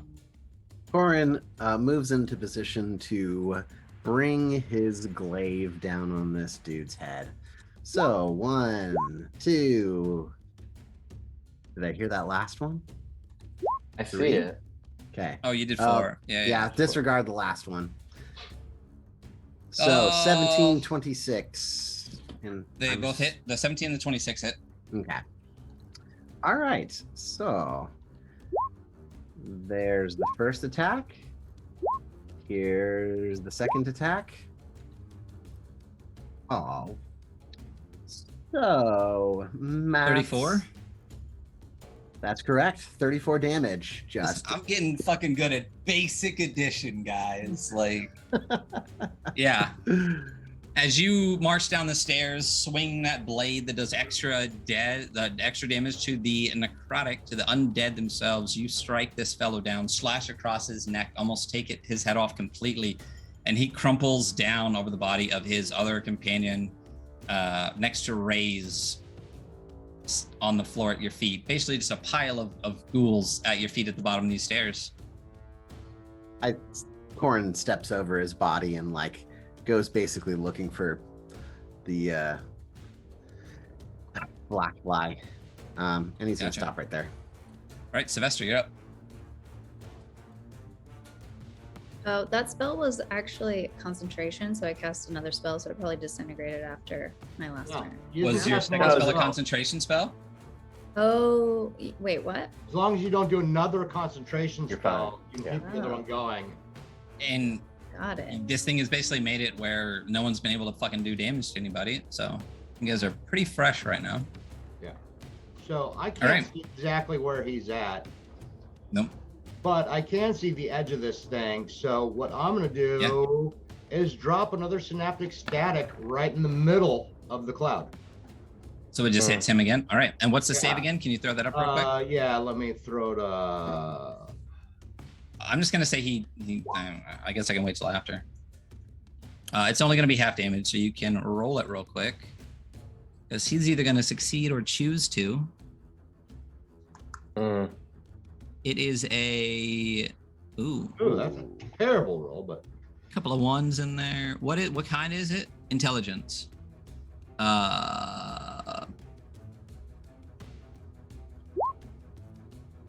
So yeah, he chooses to succeed. And he will take 11 points of damage. Okay. Oh, he's stuck in there. So yeah, 11 points of damage. You moving at all? You doing anything? Yeah, actually, I'm gonna slide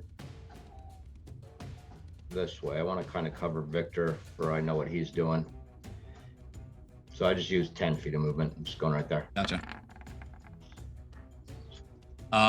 Okay. It is the Duke's turn. And through this swirling inferno, you hear some scraping, some bashing, almost sounds like the hilt of a sword hitting stone. And this voice called out, "Radomir, you fuck, let me in!"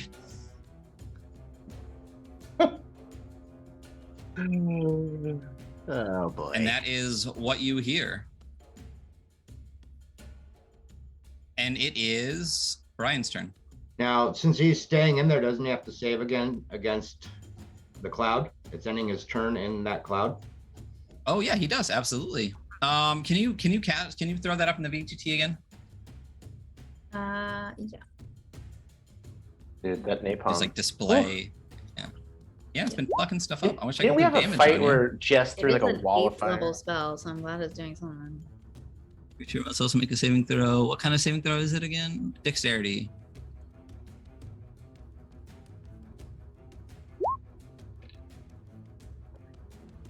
Success. So half damage.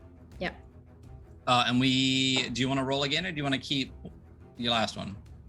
What should Roll I do? again. You guys? rolled again on the last one. Always roll the All click right, clacks. all right. Come on. Okay. Roll it. Roll it. How do I Roll them it? click clacks. You can just click the pink thing in the VTT and it'll automatically roll it. Where it says 10d8. All eights, all eights, all eights, all eights. Damn, son. Ooh.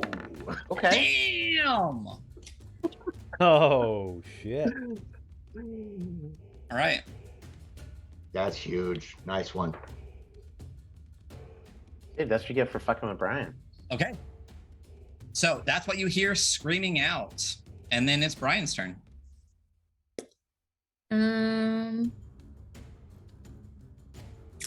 I'm gonna call Brian back to me. Okay. Cutter. What can I see anything? Heavily obscured. You see absolutely nothing. All right, I guess I'm gonna cautiously edge my way around this thing. I guess just edge it. Over toward Victor, and that's my turn, I guess. Victor's got the right idea, though. You Yeah. gotta crank that thing up. All right. Dariana, you are up. Let's see. So there's, as of you know, of the people that were in the room, there is the Duke and all of you. Yeah. And this moves 10 feet in that direction it was headed. So kind of like towards that left bottom corner. Ooh. Oh, okay. All right. So then as you do that, It just moves 10 feet. That's part of it. I'm trying to get it back. Yeah. Oh. As it moves 10 feet, it moved to. No. Yes. I'm trying. Listen, I'm trying. All right. It moves to here. Okay. And what you see as the cloud slowly slides out of the way is the body of Duke Drago Blackfly draped across where he should be, where the pit should be, Oh shit. laying there as little baby purple worms start to kind of crawl over him. Oh. Oh. And that's where we'll take our break for this evening. Yeah. Oh. Okay. So that Okay. that feels like the appetizer. I wonder Yeah. what the main course is Yeah. gonna be. That was just a souffle. Oh man. Okay. Yep. Yes, that was awesome. That thing fucked up my whole plans. Thanks a lot. I knew someone was going to do something. I just assumed it was going to be Sylvester. Surprise. I know what you're expecting from me, too. It's actually Yeah. Jess pulls her face. I'm Jariana pulls her saving it. face off Yeah. and Sylvester. Oh, that would be Yeah. awesome. She is. I didn't get to deliver my Drago Blackfly standing over him dead monologue I'd prepared Oh. for Corin, but oh well. I mean, he's still still laying there there. dead. Um, I was surprised that Cutter was just like, who gives a shit about the dude that's wearing my face? Thought there'd be a little more direct action there. No, remember, it's about solving the problem first before That's what Put you up learned the first time. first huh? before Is that what- exactly. No, not see? last time. Not See? last time. Oh, This guy- Characters, Uh-huh. Cutter No. may be arcing you guys. He's arcing. Cutter There may you be go. arcing. He's growing- arcing. he's growing Someone the was person. edging there for a We- little bit. we I gotta gonna- keep it we back. gonna- All right, we're gonna go to break, everybody. All right, We'll guys, be thank right you. back. Hey, hello, and welcome back to the Ooh. Adventure Archive. We are reaching the finale of the finale here on the Dark Kingdoms. We've been playing for 2.5 years as these evil fucks have tried to figure out what's going on. They have figured it out. They're attempting to stop a dark ritual before Archduke Avgost is sacrificed in order to Sursa! bring about Ursus here. some type of bring about some type of world-changing event. As they enter the inner sanctum of the Bone Cathedral, the party has battled past Duke Drago Blackfly, the leader of these machinations, the one who's trying to overthrow the Emperor. But before that, they had witnessed the Archduke Avgost lowered into a pit in a cage, followed shortly after by the High Priest of Vardazane, the god of hunger, Radomir Marrowblight. Duke Drago Blackfly, are you going to keep this thingy up, or are you going to let it go, Dariana? If I see him dead and there doesn't appear to be anyone else around, I'll let it go. All right. He is lying dead across this pit of baby purple worms. And prior to that, you heard him yelling, "Radomir, let me in, you fuck." Appeared to be banging on something. Trying to potentially make his way down into the pit is your assumption, most likely. So, as we get back into it, what would you like to do? Orin's going to approach Blackfly's body, give it a jab with the end of his glaive, and say, "The Emperor sends his love," and then just walks by the body to go over and examine this chain hoist to see if he can start getting it moving.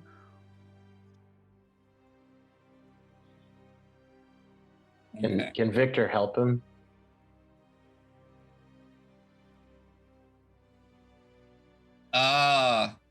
Yeah, as you start pulling on this chain, there's basically no resistance whatsoever. And it just cranks out the top, and then the end of the chain just comes up and out. Oh, no cage? Nope. Okay. Is the hole sealed? Is there something over it? Blackfly appears to kind of be floating on air a bit. And as you are kind of, don't forget your tokens or where you are. So if you're way in the back, you're way in the back. The ground around you as you're kind of walking around exploring this room begins to rumble. Shit. Oh, no. This deep, heavy rumbling.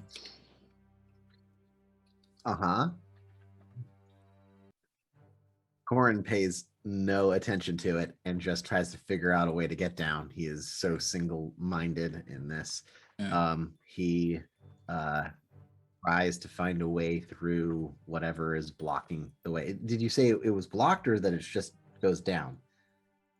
There, if you try to like poke at it, there's nothing there, but you don't really poke through. Like you can't. Oh, there's like a some kind of force in the way. Yeah. And the closer you look, you realize you can't see through it either. It's almost just kind of like it. You thought it was maybe the blackness of the pit, but it's really this like smoky darkness filling that area. And then the ground begins to rumble even more to the point that, could I get a dexterity saving throw from everybody? Sure. Saves are a thing we can bless. Everyone? Yeah, I mean, don't bless this waste a as fucking time. well. It's Oh. no, you won't. It's fine. I got you. Okay. It's the thematic stuff that doesn't matter. Love it. Oh god. Unless you guys really want to. No, I thematically shit the bed. Yeah. I do a backflip. Yeah. a standing backflip. Woo! Yeah, so everyone besides Cutter and Sylvester, somehow Sylvester grabs on the hold of this railing here at the top. Cutter, obviously, because he's fucking Cutter. But everyone else is literally shaken off of their feet. It goes from a rumble to almost this earthquake happening. And the floor actually splits open. Oh. Mm-hmm. Where? Just everywhere? Give me a Oh, you're gonna drawing see. it. Okay, sorry. Oh my gosh. Corin, it was good knowing you. I know. I'm going straight through the hole. We're in since the- I'm right there in the middle. Woo! That is what he wanted, wasn't it? Yeah, exactly. Just not the way he wanted to do it. Oh, it's Cutter that's going? This is getting big. Yeah, we'll say, that's what she said. We'll say that a number of these kind of openings open in the floor here, this one being the largest right here, right next to Cutter, it opens up and you're able to actually dodge back out of the way as the floor actually rises up and part of it tilts out. These rends appear in the ground as the rumbling actually doesn't subside completely, but stops from this quake back to a low thrum you feel in your feet. And from here, mostly, you hear the sound, this loud sound of chanting. It's incredibly, this like almost screaming.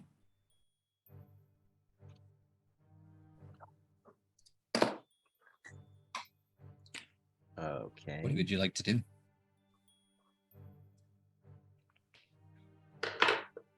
And it's just coming from everywhere, like all directions?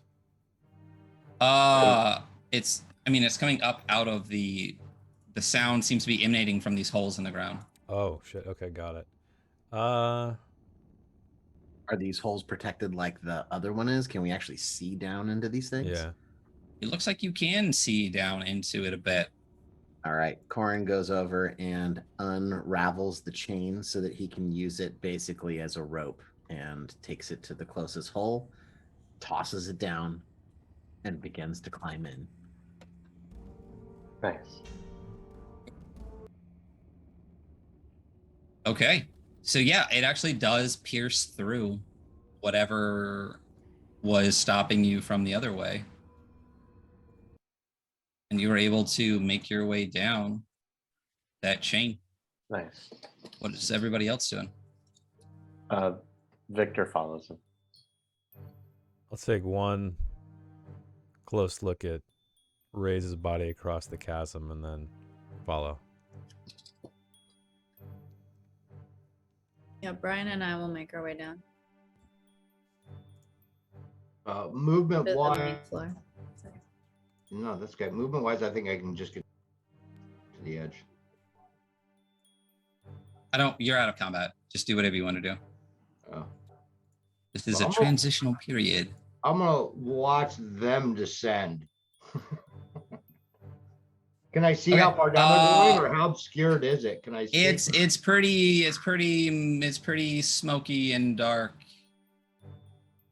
And you see them kind of like disappear through. Oh hell yeah, I'm going. All right.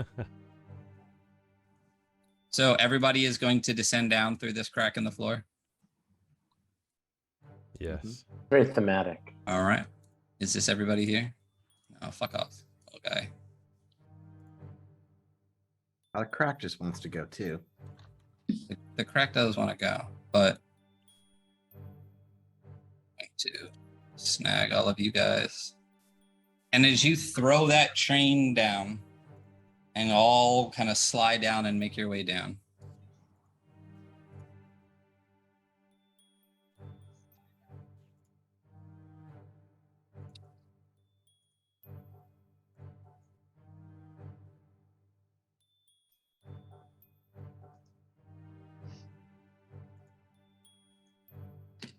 this is what you descend into as the smoke clears.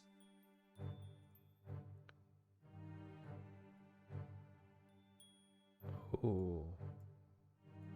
Can you see that? Yep, I got it. So, Somewhere on the screen. Oh, there we go. Oh my gosh. That's awesome. Oh, there he is. as you make your way down the chain, you each reach the bottom. That's awesome. As you look ahead of you and around you, you see these columns rising up.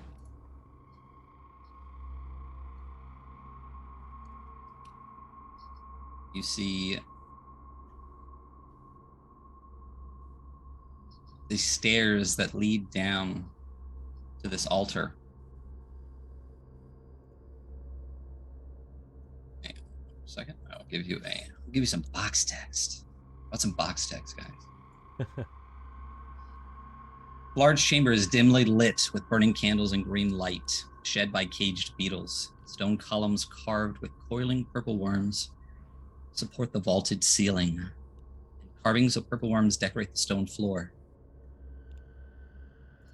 Steps lead down to a sunken area in the center of the chamber where a Derakul priest, high priest of Vardazane you saw before, the candle-headed guy, as Matt calls him, is chanting before the altar. On either side, back here, you see two servants of the unsated god. And in front of them, behind this altar, is this swirling darkness. Against the far wall, you see a giant statue of a hooded figure standing on a stone platform, flanked by glowing beetles and cages.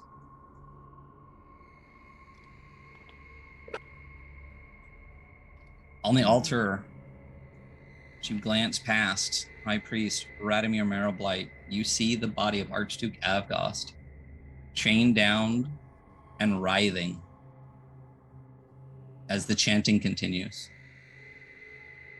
It's reverberating through this entire chamber to where you can barely hear anything.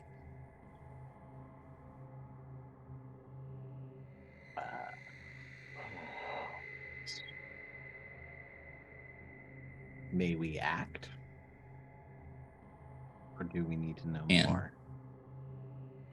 There's something else you'd like to know. They do not appear to be paying you mind. The rumbling is worse down here. It's not a thrum in your feet. It's a gentle sway at times, and you feel it kind of vibrating in your teeth. Is Avgost chained down, or is he just laying on the thing? It's chained down. As of right now, in this moment, they don't seem to notice you. None of the figures in here. Is he unconscious? From this distance, you have no idea, but he does seem to be writhing. Oh. Whether of his own accord or not is unknown. Orin looks back at Cutter, gives him the do it eyes. And he begins to sneak around this way towards this guy over here. Okay. I need from you, because you were up here where you came down from the chain. If you want to move that direction, you, because of your clanking heavy armor. I'm wearing mithril armor. Gotcha. I know I made a mistake the last time giving myself disadvantage on sneak, but you know. What is this purple dot for again? What did I give you that for? Had you failed at a roll or something? You were a scurred. That's what it was. Yes, I was scurred. And what are the pink dots for? Concentration. That one's gone. And your concentration lasted. It should be gone because it was only 1 minute, right? And I'm assuming it took more than a minute. And you definitely walked around for at least a little bit. So all of those are gone. So Cutter kind of feels like the ghoul cloak kind of evaporate. Okay. I will remove my overrides. So chanting starts to reach what almost seems like a peak. The voices of the others are now loud enough you can hear that they've been joined in to the first. You want that stealth want check? To make a move? Yeah, give me that stealth check. Do we need to red card? Do we need to roll initiative or flat 15? Depends right now what you want to do. I'm gonna attack some motherfuckers. I'm gonna trail Corin. I'm gonna let my gut friends move into position first. I'm kind of readying an action. As you come up behind me, Corin's like, why are you following me? And I whisper and I go, snake attack. No, I'm just kidding. and point over at the main dude. The main dude. Okay. All right. Mm-hmm. Oren, as you're making your way this direction, Even in mithril armor, you None of make them matter. noise. Mm-hmm. These two here. Oh, what? Off music?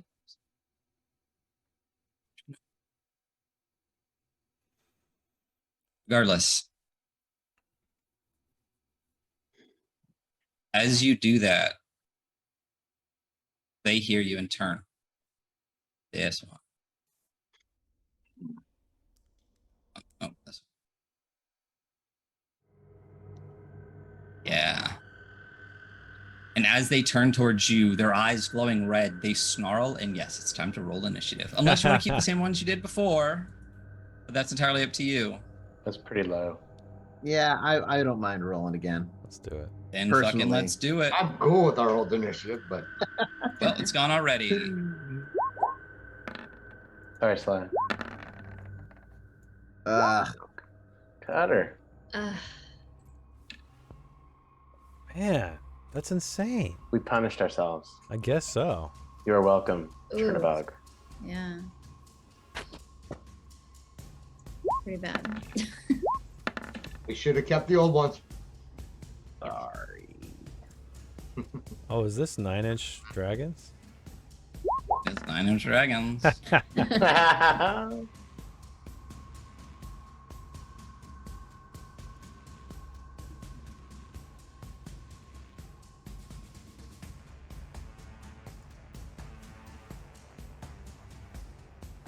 Well, it's a good thing they rolled pretty crappy too, huh? Mm-hmm.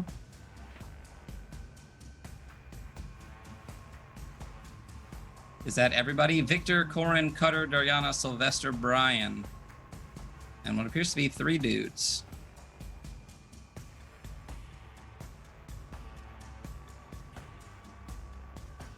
So.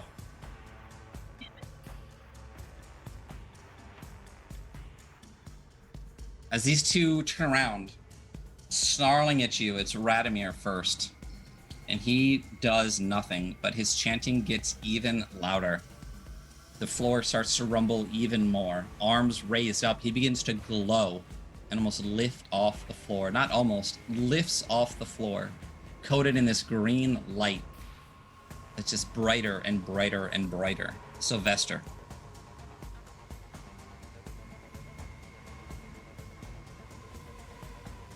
Mutes and chat. How far Yeah, I off was the gonna floor say. does he lift? Like 10 feet. All right. I am going to cast.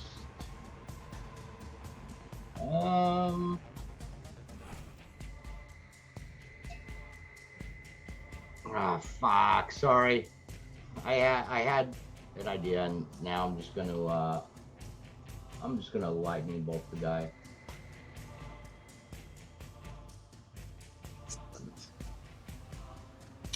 So he's getting another lightning bolt. Which one? The main guy, the candlehead. Yeah. Okay. Okay. Candlehead. Yeah. So that's a dex save. Okay. As your lightning bolt races through the sky to strike him, it seems to strike that glowing green light and just dissipate.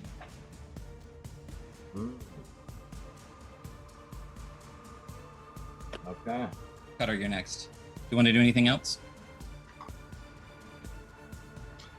I'm gonna move. About there. That's it.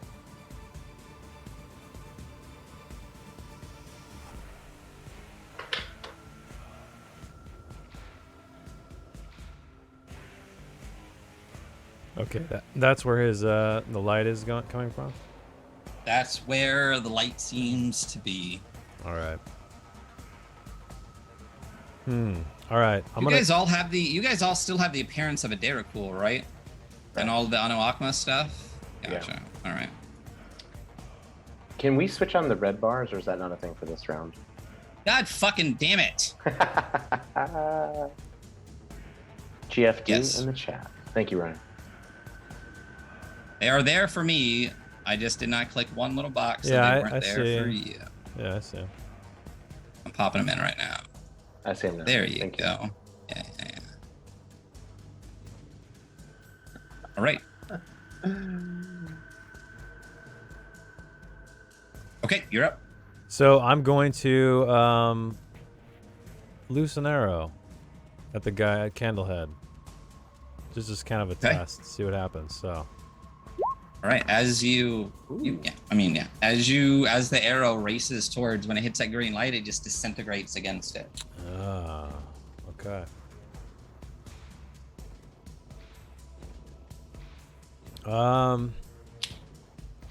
And these are pillars right here. Oh shit! I had the wrong. Yeah, tool. these are pillars. These are pillars. Yeah, these are all pillars. Okay. I'm gonna. And this is a smoky pit. Move to this one. Dash, whatever I got to do. And just kind of like take cover behind this one. And that's it for me. All right.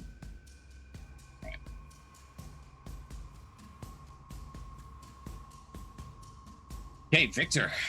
So Victor, I'm assuming, noticed the lightning dissipate, noticed the arrow dissipate. To kind of get a better line of sight, he kind of steps in front of Dariana. And then he kind of says a few words in Kariv and swirls his hand around and points at like both of those clerics that are on either side. And he casts, you hear him say in Kariv the word banishment. And he casts it at 5th level to cover both of the priests that are within 60 feet of him that he can see. And they have to do charisma saves for both priests or they're going to go to a different plane of existence. I like that. It's very specific. Do you get to Well, choose the hopefully, plane I of don't know where existence? Chernobog exactly. I don't think Chernobog has chosen like a plane, but I'm assuming it's not a nice place. Oh, Banish is great. That's how Sylvester used that on the. It was in my Sylvester nice. playbook, Yeah, in fact. I don't have it anymore, but. So they both All have right, charisma saves. charisma My DC is saves. only 17, unfortunately, but it's the best I could do. Okay, so we'll do this guy first.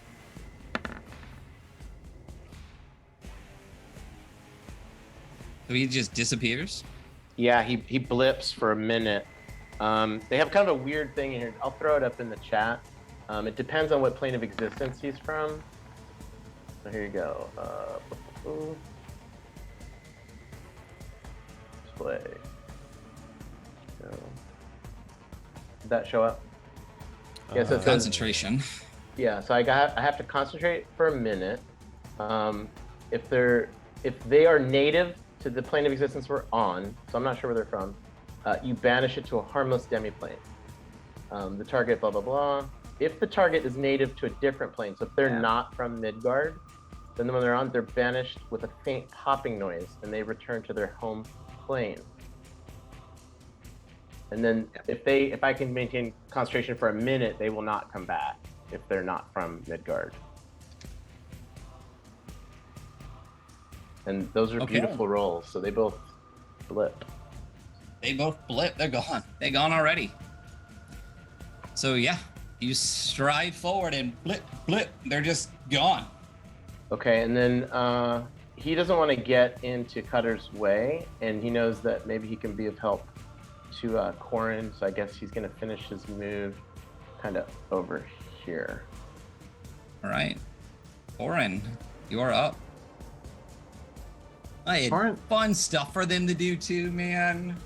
Corin's gonna come to the edge over here and look at this glowingness. Does it extend down to the ground and onto Duke Abgust? It does appear to be some whole sphere surrounding. So, I couldn't get to Duke Abgust. You could try to go into that green light if you like. Oh, Absolutely. and after it disintegrated an arrow, I don't think so. But I have Mithril. Finger punch. Just you've already lost toes and ears and stuff. Just lose the tip of a pinky just to see. So Just the just tip. kind of on intuition, Corin's going to take out a javelin and throw it at this green brazier over here. Okay, roll an attack roll. Sure. Yeah, these. I mean, it's DC 12.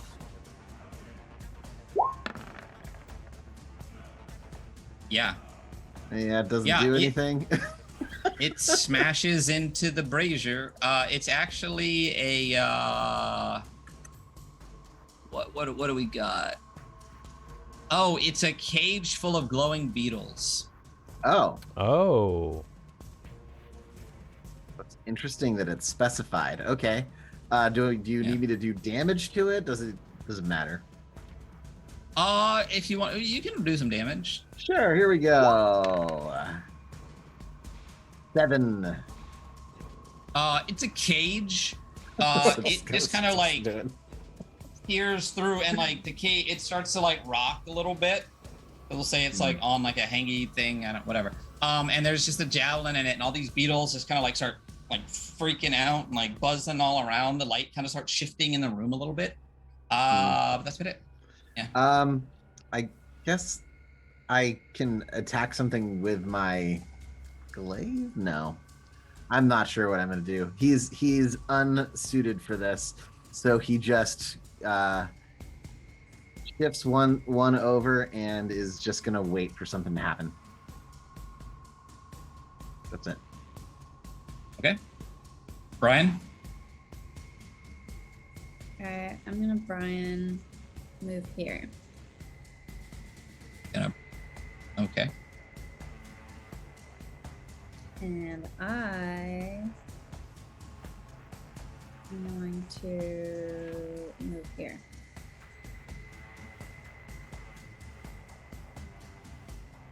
Is that okay? All right.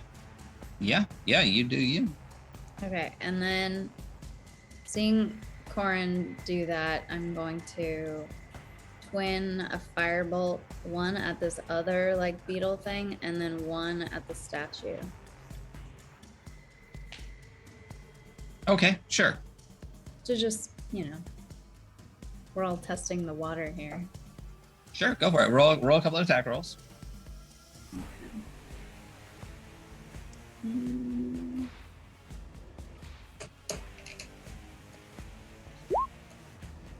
Ooh.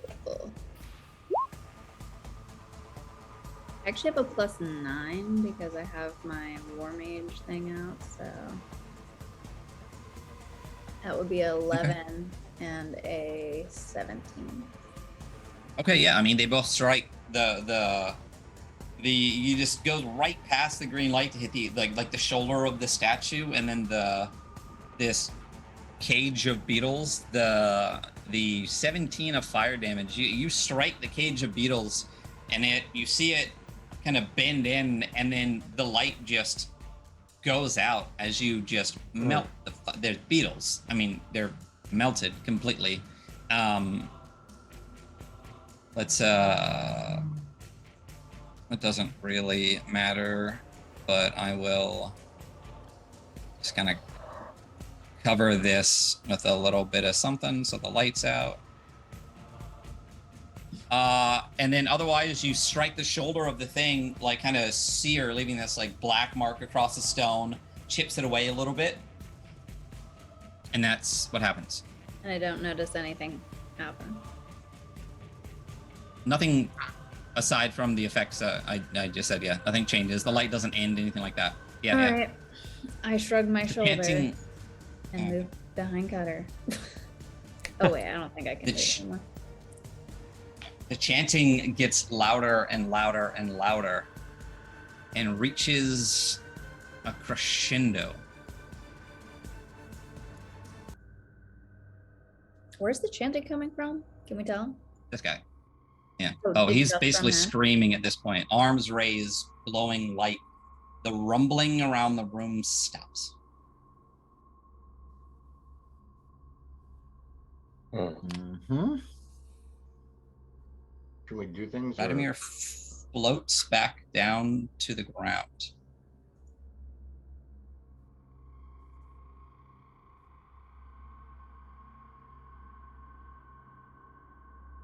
The light ceases from around him.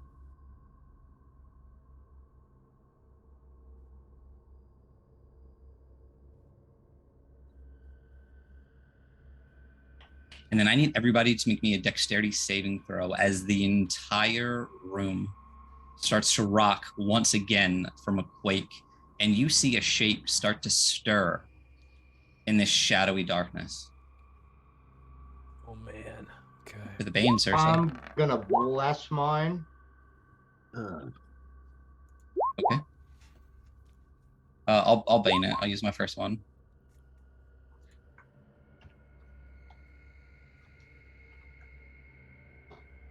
So I've got a 17. -2, 17, 15. Victor got a dirty 20. Anybody else use a bless? Nope.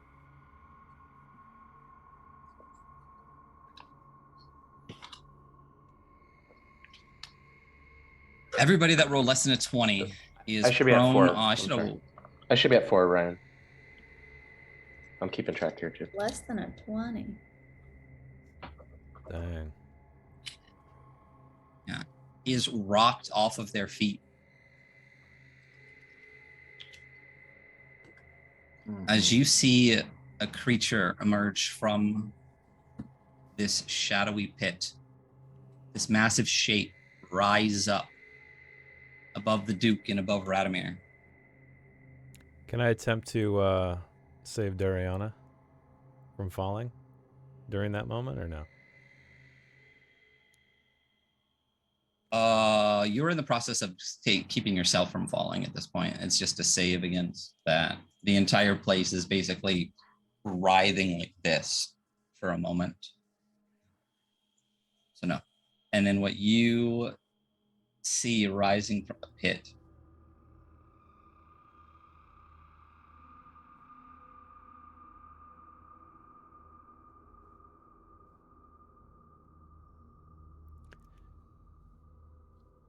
Three letters, TPK. In neon. Oh shit. is this. What is that? Rothenian. Asshole. This guy's really H.P. Lovecraft. That's who it is. And he summoned a great Nice. old one. This is Victor's asshole. Oh. I was just Oh. You need to piggybacking see a off of his doctor. joke. You need to see a doctor. The world's worst colonoscopy. It's Now a Ryan's definitely flying gonna purple people eater. We're all dead anyway. Honestly, that is terrifying. See this creature that almost looks like Ugh. a demonic purple worm. And any of you that have lived down here know well enough or know the teachings of Artisan well enough to understand that the pet of Artisan is the demon lord Regala, the maw, the eternal hunger. And you see this slightly incorporeal shape rise up out of this glowing pit. This huge creature.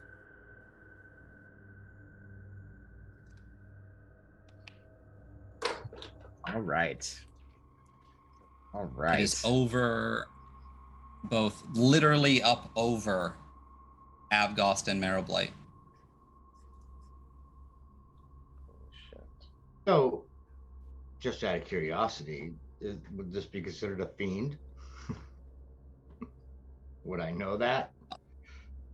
You would, in fact, know that it is a demon lord, so it is a fiend.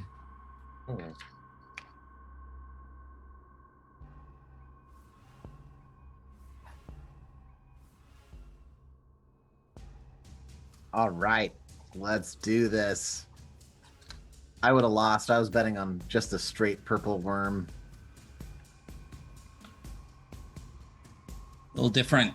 And as it rises up out of the pit,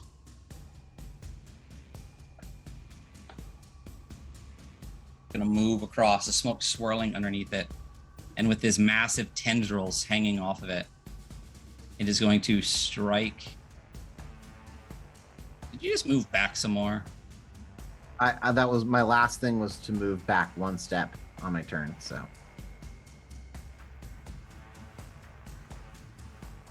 It is going to move across and strike out with a tendril at you. Okay. Oh man, I really should have made a macro for this guy because it's to hit is way more than what I have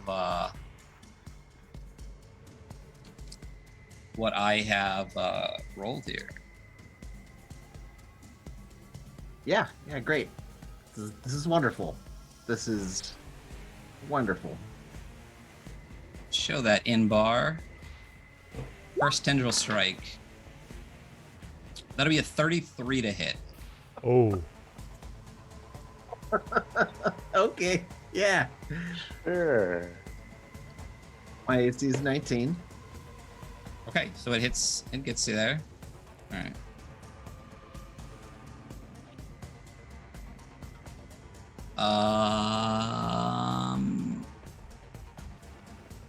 Dang, plus Let me 14. just. I'm probably gonna be using this a lot, so let me just add a damage macro real quick.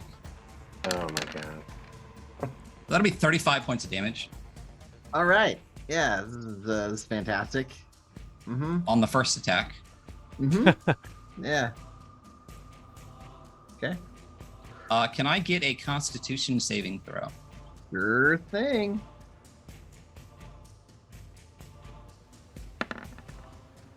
$27.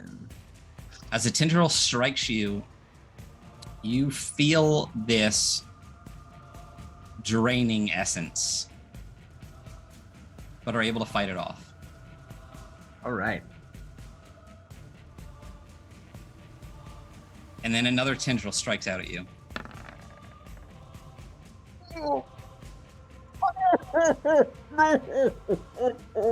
Dang, it's one.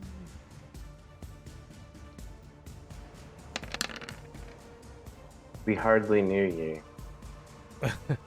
Or what's 28 times 2? No, 28 times 2 minus 7. 28 plus 21 is 59. No, 49. 49.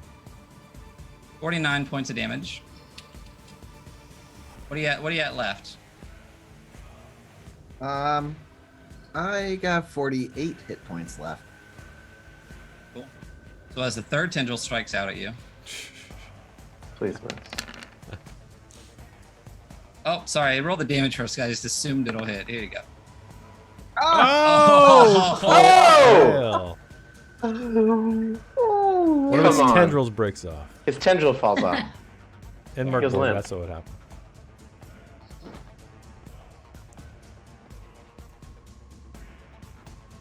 All right. Does he get a red card? No. No, he doesn't. Demon. So after that first, you actually are almost falling down and are able to catch your feet well enough to dodge out of the way as the third tendril slams down on the ground, leaving this almost craterous hole next to you. And we'll say that's the end of his first turn. Holy All right. shit. Fantastic. That's fantastic. Wow. Oh my goodness. Sylvester. So I'm gonna move over. Oh, I'm on the wrong screen. Sorry. I'm gonna just move to here, and I'm gonna, in Dariana's mind, I'm gonna say, just disintegrate Duke Abghost. That's all they want. And then I'm gonna cast on the big worm guy, Hold Monster.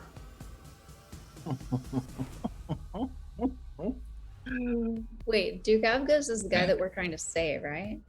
Yeah, but we're we're trying to end it. stop the ritual. Yeah, I we're don't stopping care the if he ritual. lives or dies. We're just trying to stop the ritual. So I'm gonna cast Hold Monster on the Old People Eater. So he needs to Okay. make a Wisdom save. All right.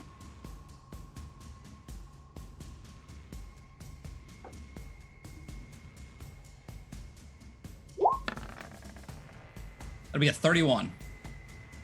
He said, Plus 12. All right. Holy Yeah. crap. Was that save or suck? Yeah. So that's all I can do. I'm gonna back up a little bit. All right, Cutter, you're up. And this guy's back on the ground, right? Yeah, And he's actually almost like he's like leaning over the table, like drained. Like, yeah, seems to be.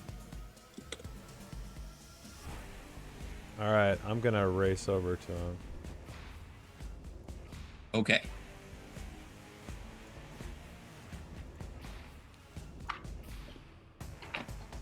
Do I happen to get, as I'm running, do I get a glimpse of down here? Is it just like kind of a bottomless pit for as far as I can see? It looks like this bottomless smoky pit. You don't even see the bottom of this creature. Here, I'll throw it up again so you guys can just piss yourself a little bit. You don't even see the bottom of this. All you see writhing out of the smoke is kind of like this.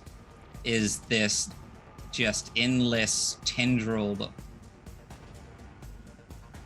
demon asshole, apparently. And is this guy, is he like chained to this table or is he just lying there? Avgos is chained to the table. He's chained, okay.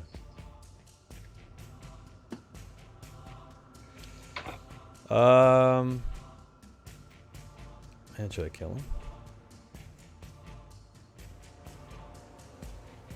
I'm gonna try to grab this guy. Marrowblight? Okay. Yeah. Do I need to, what should I roll? Post strength check. Post strength check. If you just want to grab him, you can strength check it. Yeah. Okay. Grapple.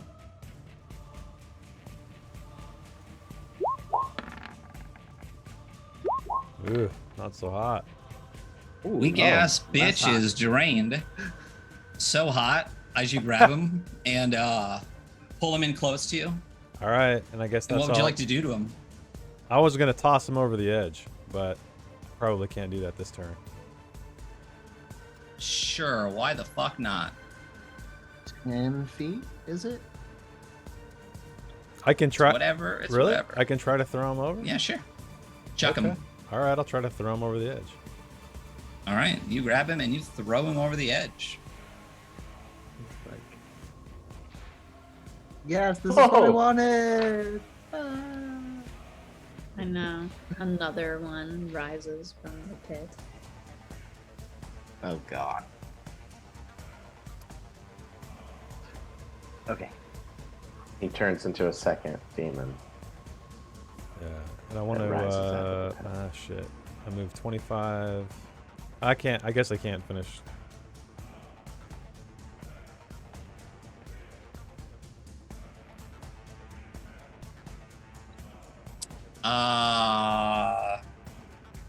Yeah, I mean, if you can't finish, you can't That's finish. You know, it happens probably not. sometimes. So,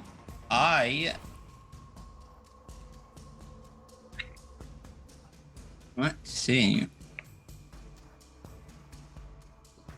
This guy on this turn is going to move over to here. Uh-oh. Here it comes. That's what he can do for right now. Oh. Victor, you're up. Okay, Victor. It's not actually his turn. Oh. Victor, you guys you've heard these words before in Kariv, but he kind of reaches out, kind of in the direction of Korin. You saw this from the tower many fights ago, and a surge of positive energy like washes like from Victor's hands towards Korin, causing Korin to regain 70 hit points.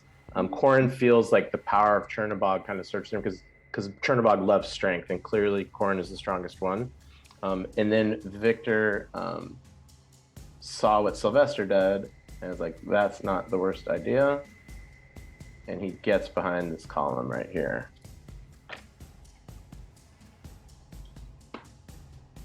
And do you want me to throw it up in the... There we go. No, you're good. You heal him. You Okay. use heal. For 70, yeah. Yeah. Pretty simple. You good, Korin? Better, definitely.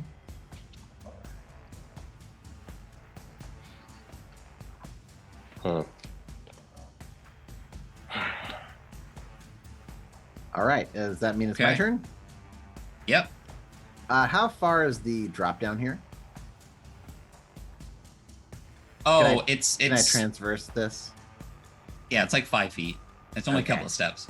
So he drops down. Not even 5. It's literally like 1, 2, 3, 4, 5, 6, 7 steps. It's like going on to like a high porch, you know. And he's gonna move here close enough to attack the thing because it has tasted his flesh. Let's see how Corin does. So he's just gonna go a full attack action on this. So let's see here, 16. That's gonna miss. 29, and I'll just roll the next attack too. Ugh. A 17. 29 will hit. Oh, Okay. Well, that's Excellent. good. we've set the baseline. So we know that a 29 hits. 14 damage on there. Woo! Okay. And the Corpse Slayer is a magical weapon, right? Yes, it is. Okay. And I'm assuming this isn't undead, so I don't do the extra damage to it. Not undead. Nope. Then I think that's gonna be it for now. Yep. Are you gonna stay right there? I am going to take it one step back because that would be my. I'm gonna stay right there because I'm worried about Cutter. Okay. All right. Aw. Okay. Yeah, this isn't evil. So sweet. Evil. I mean, we're saving everybody. The blood elemental. This creature does this scream, and you feel this intense hunger wash over you, Corin. Okay. I need you to give me a wisdom saving throw, please. All right, I'm actually pretty good at that. 14. Fuck. I'm gonna use my last Indomitable. Come on, buddy. Oh my god. What is up with these Indomitable rolls tonight? So I have to use that. An 11. Okay. You feel an insatiable hunger just overtake you. And you look at Cutter and race towards him. No. How ironic. No. Could you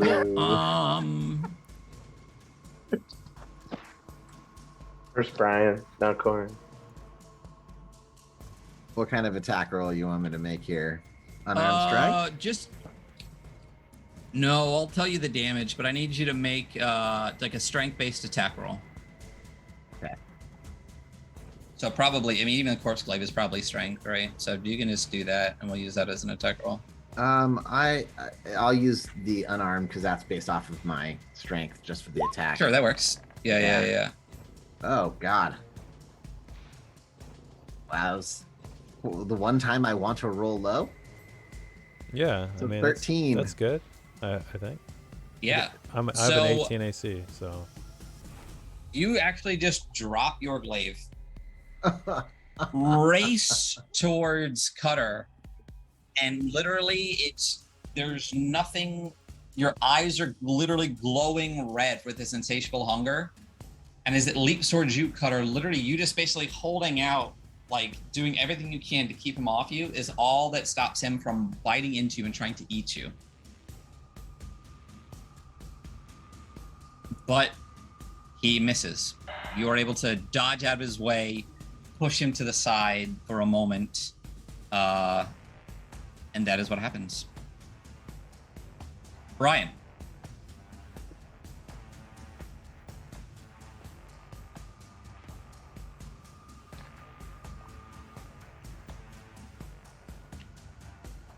Okay. And then Dariana. Yeah. Since you guys are back to back in this turn order, you can just act however you want to act when it's your guys' turn. Okay. Brian is going to come. Me. No, he's gonna come here. Okay. And then I'm gonna look at Sylvester and do a like, are you sure? That's all I want. Yep. I just nod, actually. Okay.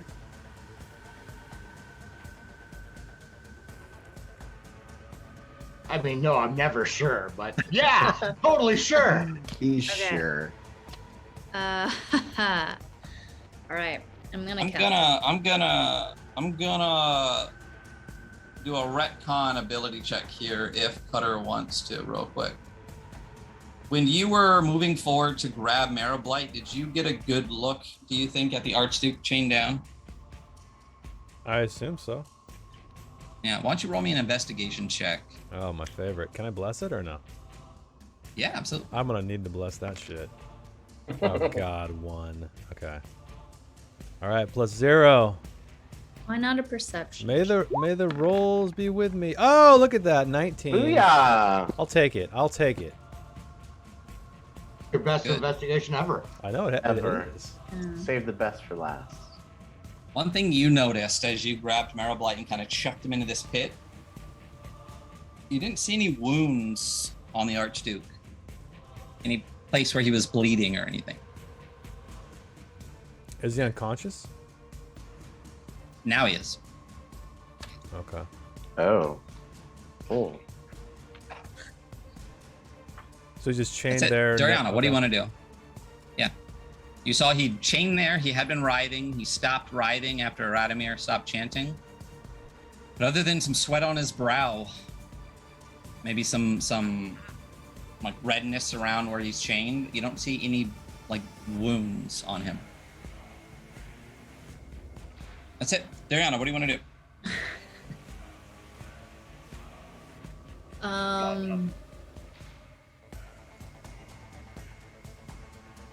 mean, shoot.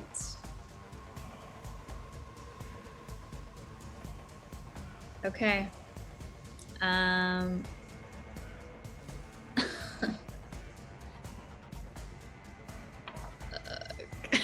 don't know. What to Don't you have a spell that like teleports you like 1,000 miles away or something? She's like, peace on She's like, all Yeah. right. No, but Brian, we got Brian Back, here. So back to Seawall. Bye. Yeah, but I do need to help Brian. Make sure Brian survives this. Oh God. Do it. Do Alright. it. She's always trusted Sylvester. He's he's Bad not gonna let idea. her stray. He doesn't even need a Of all the deception people you check. can trust. Yeah. Yeah. Fuck, I know it's the wrong thing to do, but like I don't know. I didn't get a good look at him. Cutter didn't communicate to me that he's unharmed. I still don't really know what that means. I'm gonna disintegrate him.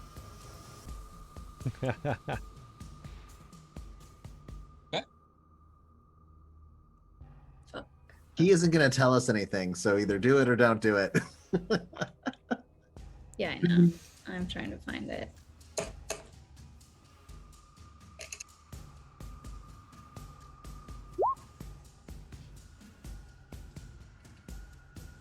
Oh, I think he automatically fails that, right? Oh yeah, he's completely unconscious. Yeah. And the Archduke Algos is just some fuck. Like, he's not like a level 15 demigod. Yeah.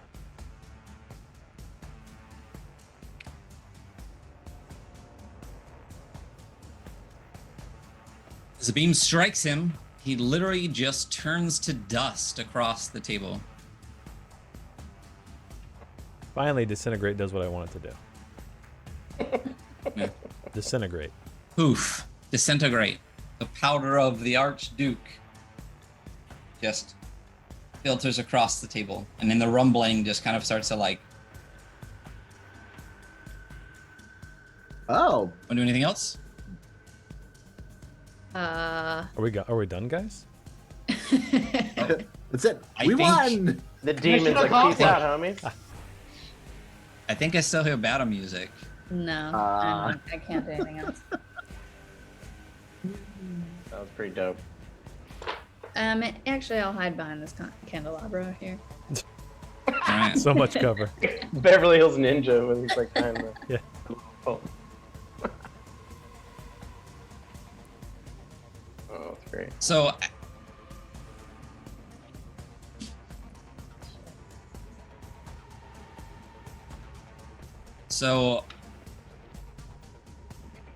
as you disintegrate this guy, from behind you, you hear this tearing sound. And then you look back, and it looks like the air in the room itself has torn open. And something drops out of it. What? Oh. Nah. Ah, Candlehead. Freaking Candlehead. Screaming as it falls. Okay. Radomir Marrow-Blight lands on the ground, immediately flips over, looks up, and is just screaming Oh, so until the tear closes. the fall was not fun for him. I take it. No. I thought he just like superhero landed out of that tear. Yeah, one knee. No. You see him just scuttle back against the wall, still screaming, before he's able to stop and catch his breath and look around.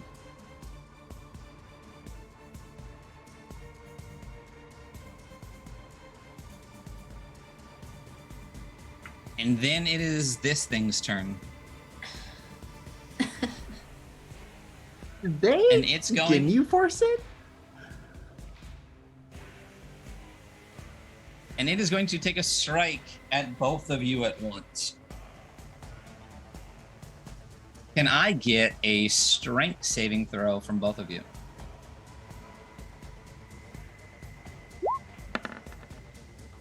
Mm.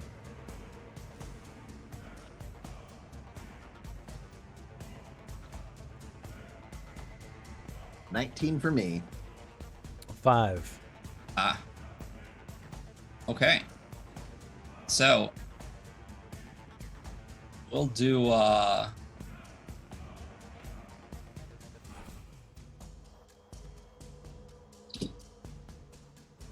you're each going to take half of this. Okay. As he is attempting to swipe instead of directly crush you. Okay. 16. And you're both cast into the shadowy pit. Oh, shit. Oh, What? I failed with an. Oh, I bet you it was 20, right? Oh, god damn it! Mm. Man, you got those blesses and everything. You I didn't know. even use them. I know. I need to start using that stuff. I'm saving it for the campaign after the campaign. Fuck. Spellcaster edition. Sylvester, you're up. So, at our new friend, I'm gonna cast Hold Monster at him. He's humanoid. I thought that Hold Monster, because it refers to creature that kind of covers the gamut. Am I wrong on that? Yeah, I should be. Hold person. Let's see. Well, but Hold Hold Monster is way Monster. stronger, so it covers creatures. Oh. Is kind of what I thought, because it's a way more powerful spell than Hold Person. Oh, nice. That was my understanding.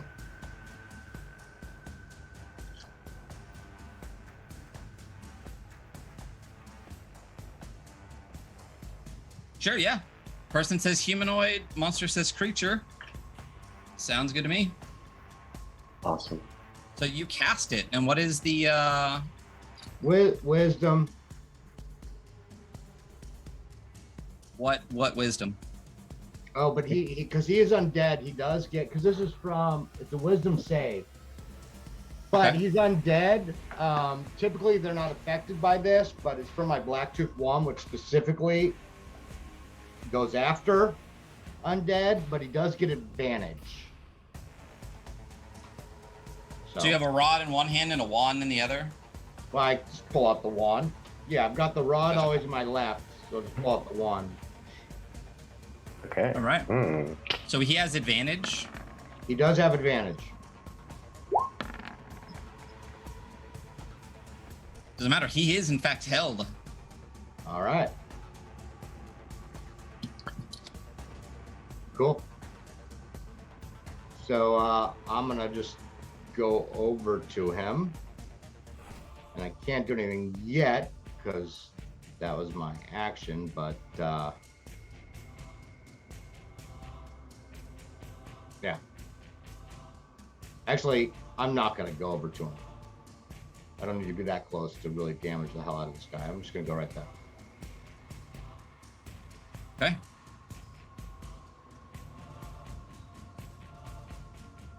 Cutter. Yes. Falling.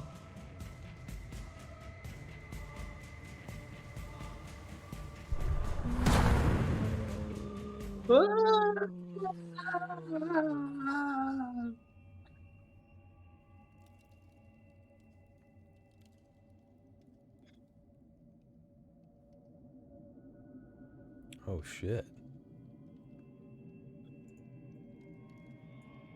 What? Oh, this looks familiar. Actually, Oh no. you guys are actually down. The bottom? Okay.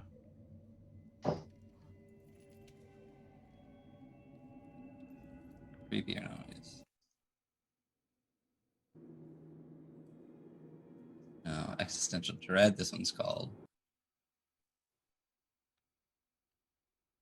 Oh, give me dread. Give me dread.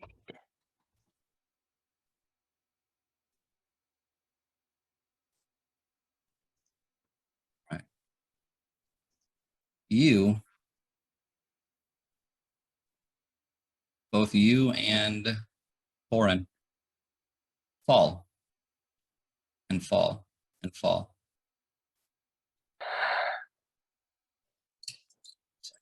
Gotta refresh this. Holy.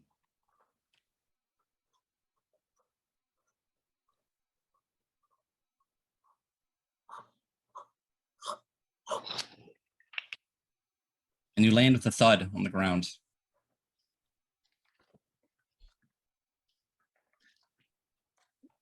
So you look around, see this red dust coating everything. And something you actually just clicks in your mind that you notice about Radomir. He was coated in this kind of reddish dust. There's a coppery tang in the air. See this broken landscape in front of you. It appears to be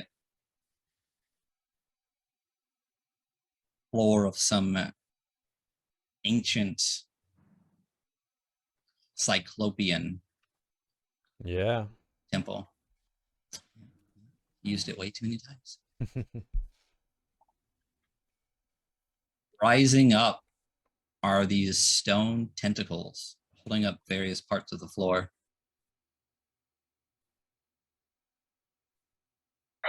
And there's this table. And in the sky, out over this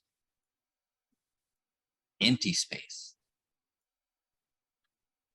it's this writhing light.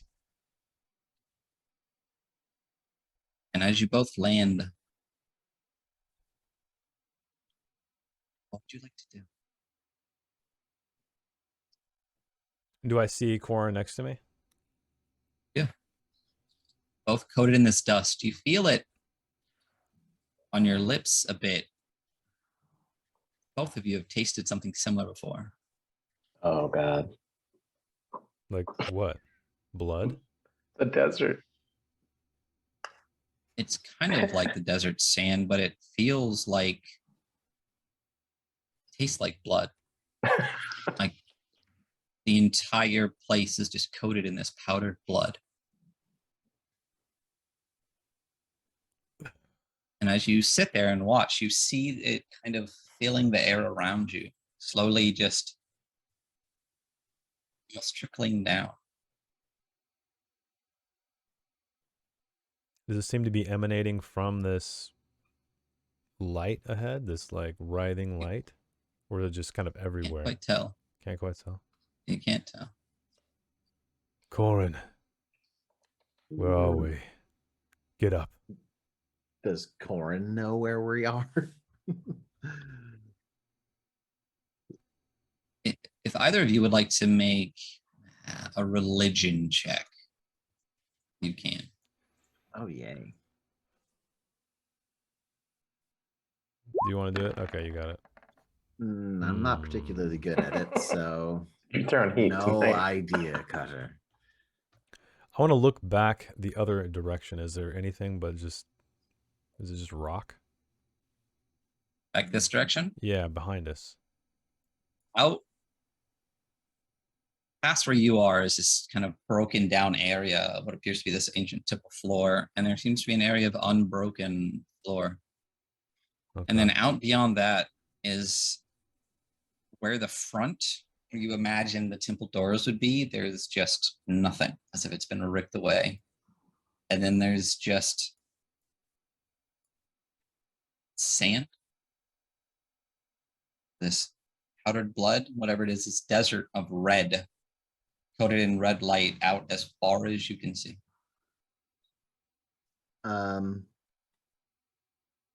So Corin's gonna start making his way up here. He sees that table and he's curious if no, I can't make my way up there. All right.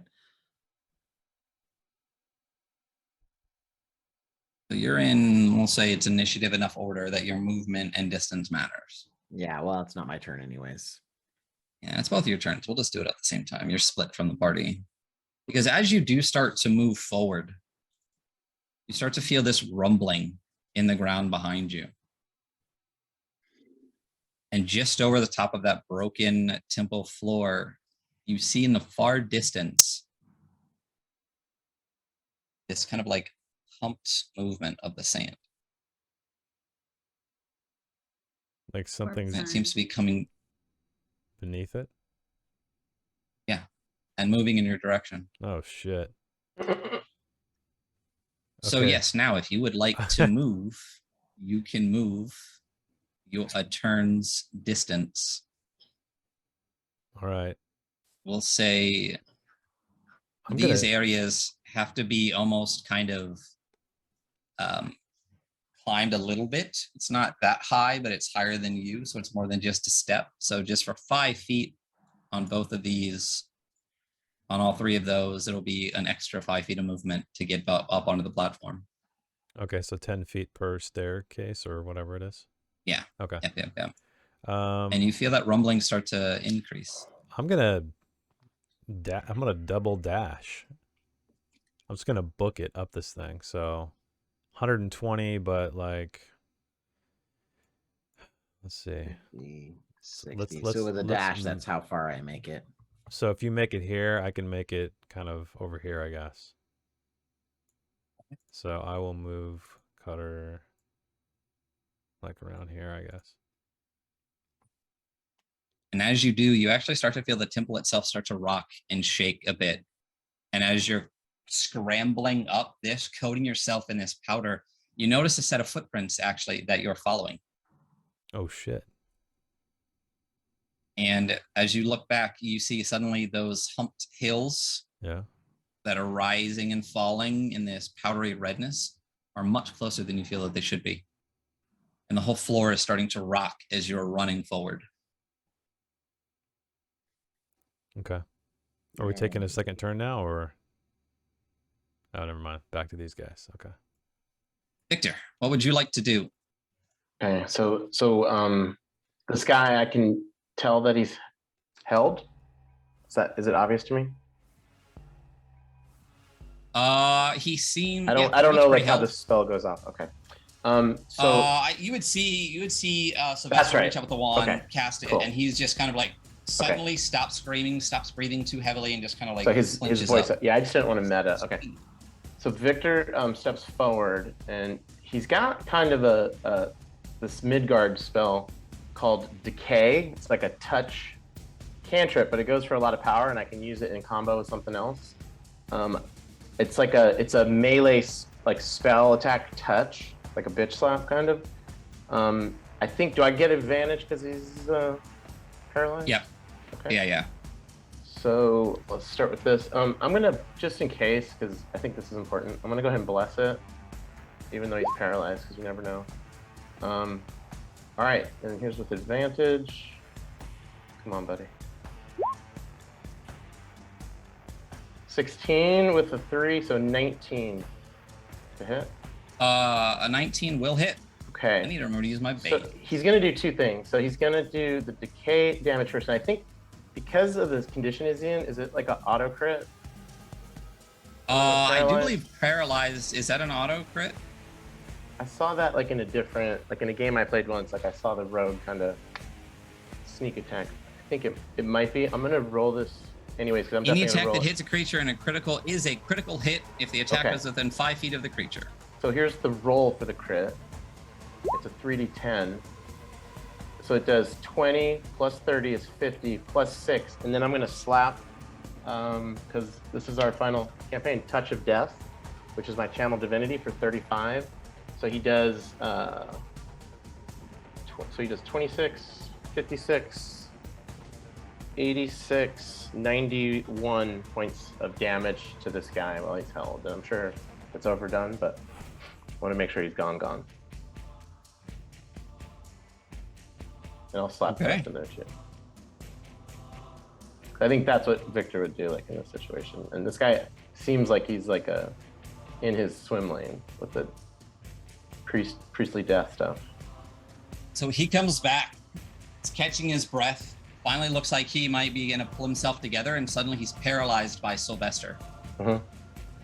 And you walk up, and did you initially do? Was it just the touch? So it's like basically, and this guy's paralyzed, so he doesn't really even have to hit him hard. He's the full necro, the full necro slap. Yeah. And your necrotic energy, because of who you are. It's inescapable. It's inescapable. So as you do that, the necrotic energy suffuses him.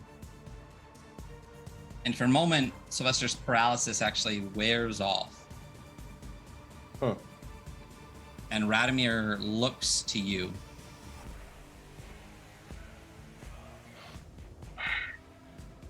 And just says, as his body starts to disintegrate around him, the necrotic energy literally blackening and rotting it away, looks up at you and just says, "Just bleed. Avgost."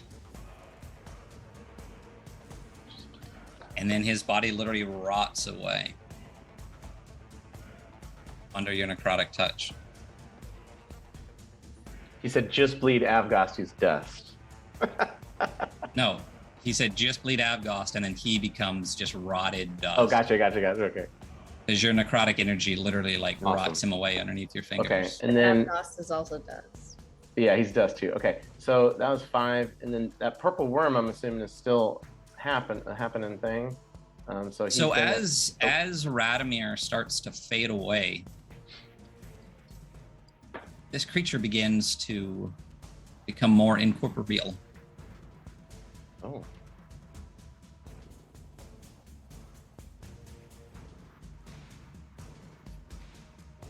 Interesting. Until it kind of, you see it moving around, it almost realizes it. And starts to writhe and try to drag itself up out of the pit. Using its tendrils as arms, it grabs onto this altar, tries to pull with it, and it rips it off. And it starts smashing down on the ground, almost like someone trying to get out of a frozen pond that they've fallen through, and they can't get a grip on the ice. But it's smashing down, trying to drag itself forward until another tendril slams and just kind of goes through the floor. And the next one kind of goes through, and then you start to see this green light through its back. And you see this statue, and you see the wall behind it through this creature as it's still trying to smash, but suddenly it's not touching anything. It's not seeing anything until it disappears from view. It just turns into the smoke underneath it. Oh, Sylvester.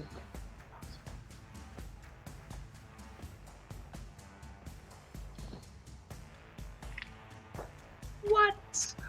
Yes. Hmm. Thank you, Sly. You guys, We'll see. as you're racing towards the table, towards something, away from these massive shapes moving towards you, this kind of red, writhing space here in the front, kind of out over this emptiness, begins to close.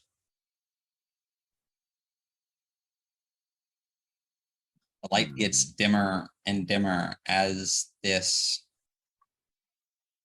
almost begins to collapse in on itself. As you get high enough here, especially you, Cutter, you can see that this is almost some type of like plank out over this red writhing shape. The light emanating from it, these tendrils start to appear from it. And you see that demon worm Hiragala come through the portal.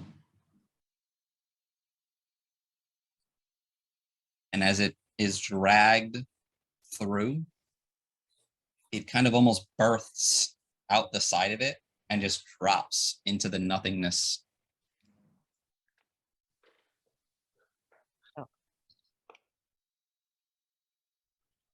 And the portal continues to get smaller and smaller. What would you like to do? Well, I'm going to keep racing up these stairs to this platform. And as I continue, I'm going to just take a sidelong glance at this table. Is there anything there? Or is it just kind of an empty slab? There's runes carved onto it. You see some bones scattered across it, an empty pouch. The whole thing seems to be coated in a layer of powdered dust if it hasn't been used or touched in quite some time. And as you're running up, you continue to see the footsteps that continue out over here and then stop or disappear.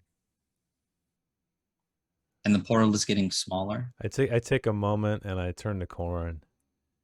Well, you've already lived 2 lives, eh?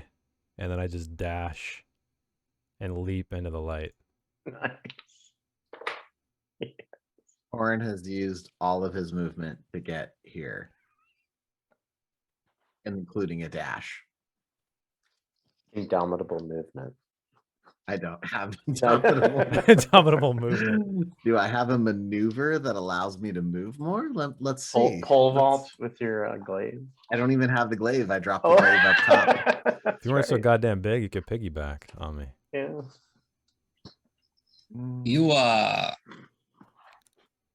You look back And you see these shapes now higher in this red sand of blood. They're almost at where the temple mouth should be. And you see there are these massive purple worms, not as big as Regala, but almost juvenile versions. These purple worms, but with tendrils kind of hanging off the mouth a little bit, but not half the size of Regala, and not coated in tendrils, just kind of hanging off the mouth a little bit. Almost like not juvenile versions, but not quite the demon lord itself. And the entire temple is rocking as these things are moving towards and rising up at the temple's mouth. Okay. And you have one last mad dash that you can make before they would crash down into it. Dash.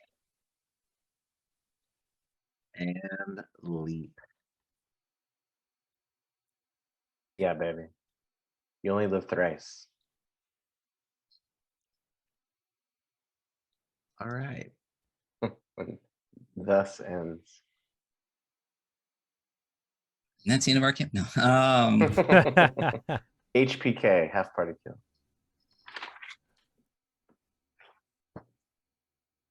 Holy moly. Holy moly. You fall into this redness. As you're falling, you see nothing.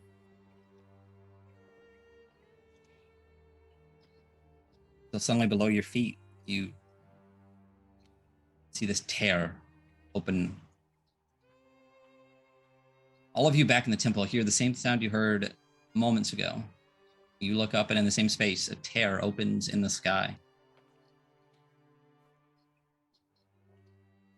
And out falls Corin and Cutter, coated in red dust, smashing into the ground.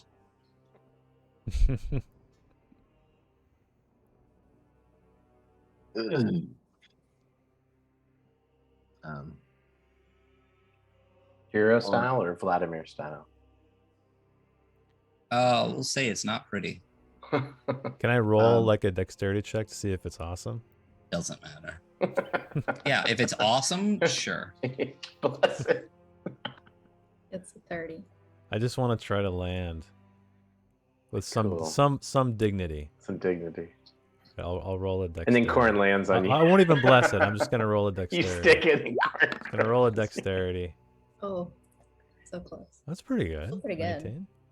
It's not the worst. You definitely kind of do like a land and roll. It's a little stiff when you land, but you get the roll in and you at least come up in some type of like superhero landing situation if you want. Okay. Victor's idea that all of a sudden though, he's like, yeah, stuck the landing, and then Corn just lands right on top of him. I mean, that is true. You jumped that a different time. So sure. Fuck. Absolutely. You land it, you do your roll, and then boom, Corin crushes you from above. That's the end of Cutter. And that's it. Thank That you. is- He's a cutter Softening the cake. blow. Corin wastes no time going and retrieving his glaive, like immediately, and then is like, "What happened?" You guys notice Victor pulls his boot knife out. He takes that crown of candles, just fucking tosses it, and then you see him kind of hold the head up, and he sticks the blade like up under the skull, and pops the skull. You haven't seen him pray this way in quite a while, but he's felt Chernobog like flowing through him, and then he kind of just takes the skull and brings it. I'm assuming that it seems pretty safe. He's seen his friends down here. And he puts the skull right here on the little red dais, and then creates that little triangle he normally does, and says his little prayer in Kariv, and then that's his finish. You hear the word spasiba. Corin says to Victor, "You know you're supposed to have 2 more of those, right? And this is technically blaspheming one god's holy site, but why don't you let down your concentration and we can find ourselves 2 other skulls?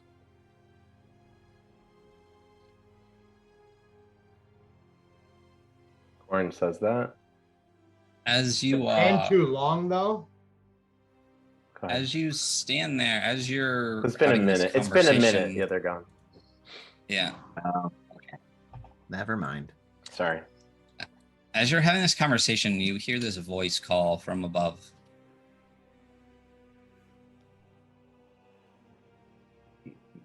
Oi! Why don't you come up out of there? And as you look up towards the kind of hole in the ceiling that you descended through from that chain, you see it is just filled with ghouls, kind of standing it around it, ringing it, looking down in these purple crested helmets. Oh. Wave. Yeah, we'll be right up. Is these the guys you had beers with, Corin? I don't know who the fuck they are. Do I recognize the crest? Is it the assholes who served Blackfly? No, this seems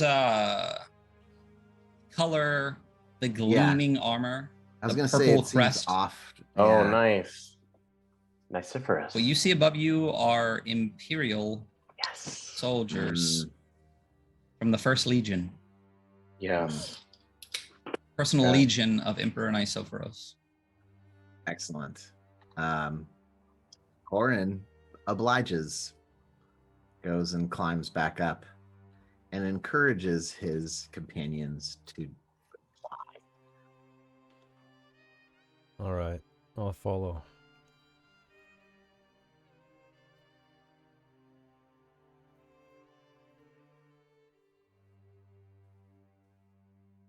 Yeah, okay.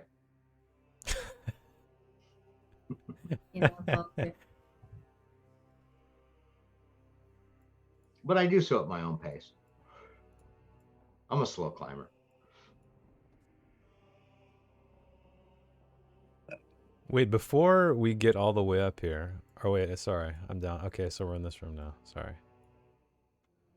The map. Yeah, is you changed. end up back up at the where you came out of, kind of standing in front of this opening on the ground. Okay.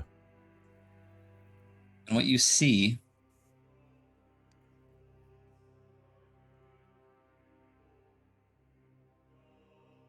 getting some stuff out of the way.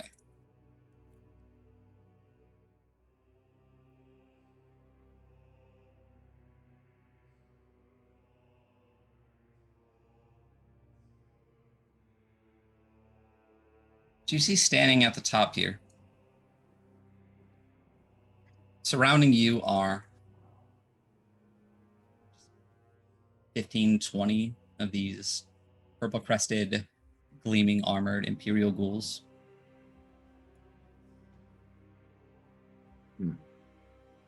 And on this platform here, looking down, you see what appears some type of high priestess in her garb. The garb appears to be that of the Church of Anuapa. Oh. You see a vampiric knight.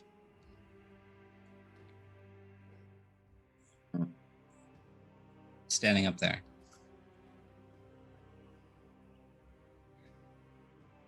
Figure that looks like this.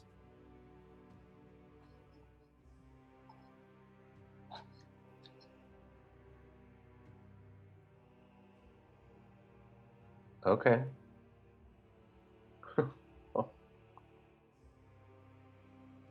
And they're both flanking another figure.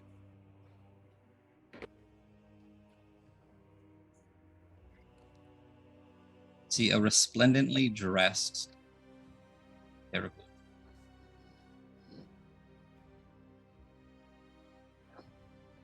Oh. Nice. On the cover of the book. Or a book. Oh, yeah. This is an imposing figure, dressed in a purple tunic and a cloak as black as the darkest night, and wearing a silver crown set with diamonds, topazes, and huge green emeralds.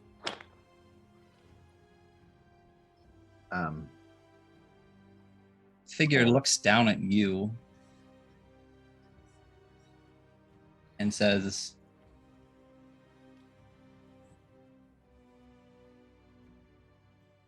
I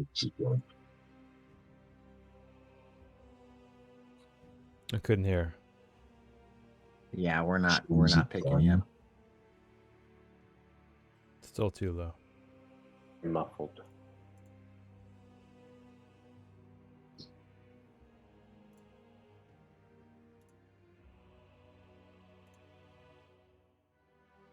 sucks. Looks at you and says, "So, is it done?" Corin goes to a low bow, like on his knees, basically. Yes, I believe so. How would he refer to him? Your Majesty? Sure, that works. Well then, come up here and join me where you belong. Corin obliges and goes up to join the Emperor and stands at attention, parade rest next to him.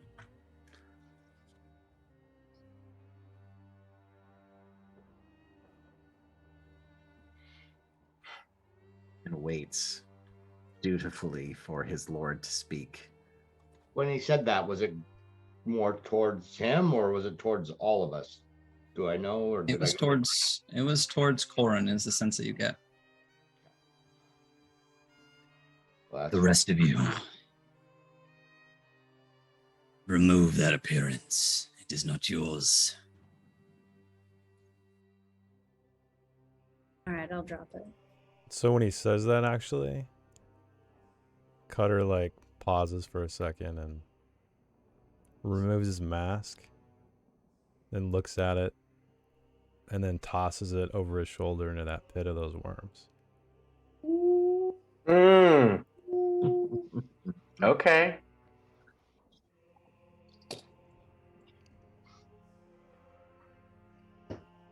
Isofros looks over towards the vampiric knight.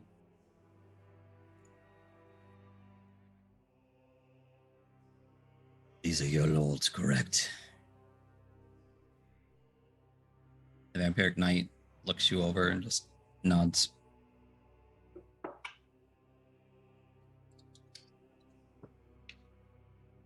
Isofros looks back to you all and says, "It took you fucking long enough."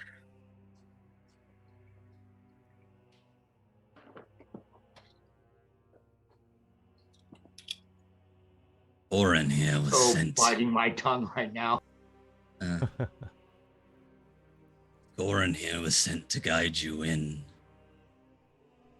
Your master sent me a message and said you appeared to be lost along the way and out of contact.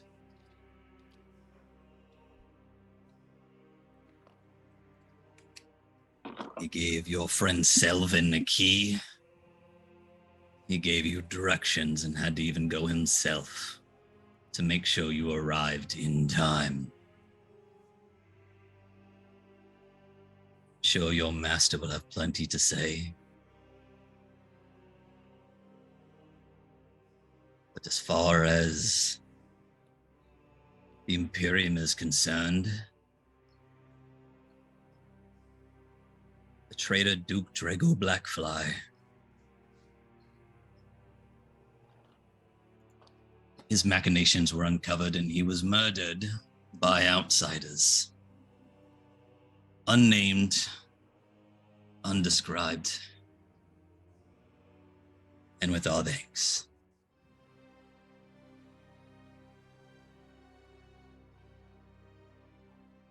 Behind the Emperor, Corin smiles uncharacteristically smiles as he looks on his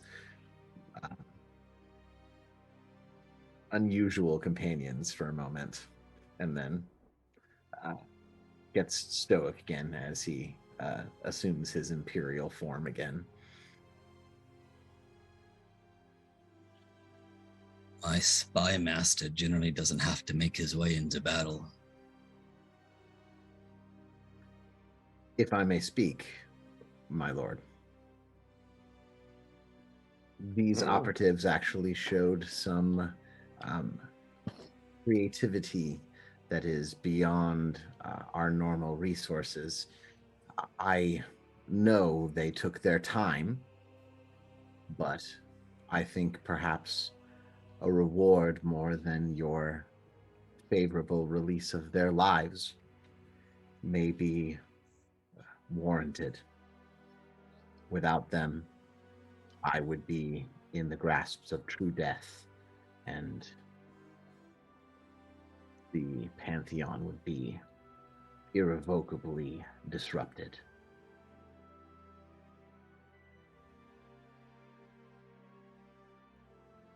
So Marablight is dead as well. Yes.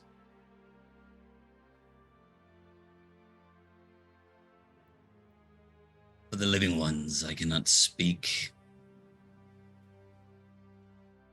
This gentleman here will be escorting you from the Empire. I suggest you follow before my soldiers get hungry. But I expect something to be waiting for you when you make your way back to Morgau.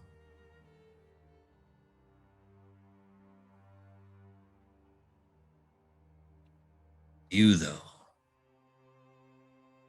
Therakul.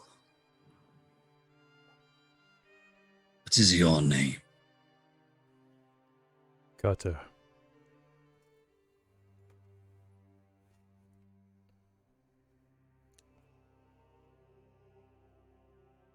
Your service to the Empire can be acknowledged.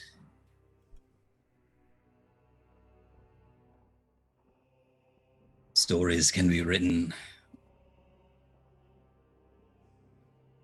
But a rebel finder say you to a small barony within my nobility, a plot of land outside of Daragon.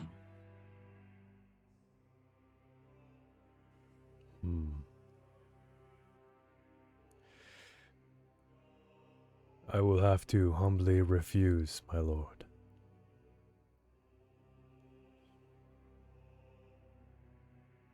The streets are my land. The shadows. The sewers.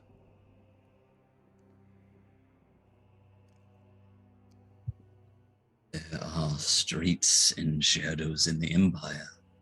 This is not an offer lightly given. Are you choosing the fleshlings over your empire? I'm choosing myself.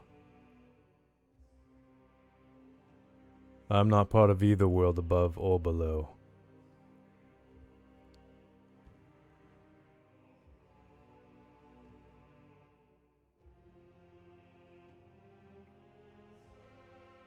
Then go. Your name is as dead as these traitors. Okay, I nod and is Ray's body still there? Actually, all the bodies have already been cleared out of the room. Yeah. So I These appear to already be kind of staging a scene for whatever story they're going to tell of Duke Drago Blackfly's traitorousness and how it was discovered and brought to an end. So as I'm looking story around, it looks like they've been working up here for a while we've been down there saving all their asses. Is kind of the impression I'm getting. Absolutely. Cool. Yeah. 100. Yeah.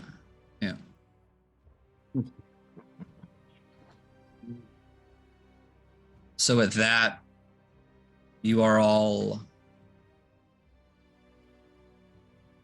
kind of escorted out. First, the Emperor himself leaves surrounded by half the soldiers that were there. Just gone. The knight is kind of leading a small contingent of these Imperial Derukul, with you all in the middle, and you are led directly out of the city through as many side passages and alleys as possible. As soon as it's possible for the Imperial guards to kind of disengage, they do, leaving you with just the company of this vampiric knight. It doesn't speak to you, it doesn't really acknowledge your presence, but if you fall behind it all, gestures you forward. Tells you that Lucan is both pleased and quite displeased, and the measure of either will be determined in the time it takes to get back to him.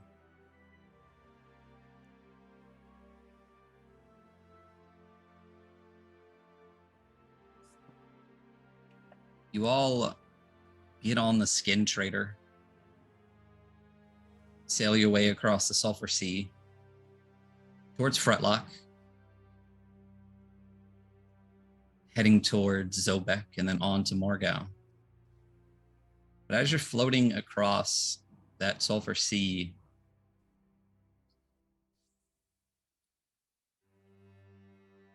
you think back on what's happened over these last few weeks and months, really, from Rojan to Lucan, all the way to your actions that took you to Nisophros. Think of fallen companions and missing comrades.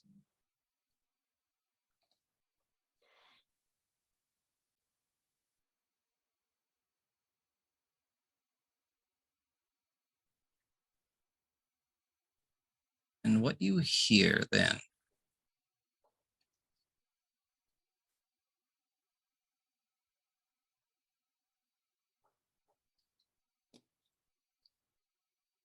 is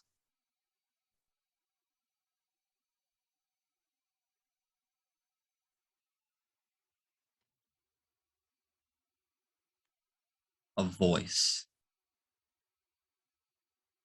that calls out, Victor, There we go. Victor, Victor, hear my hear voice. my voice. Dariana, Dariana, Cutter, Cutter, I need your I help. need your help. I am in the I am in the homeland of the homeland gnomes. of gnomes. I have a very I have a important very mission, important and I am in mission. danger. I am in danger. If you're done You're farting done around in the farting Imperium, around in get the here Imperium. quickly. Get here quickly.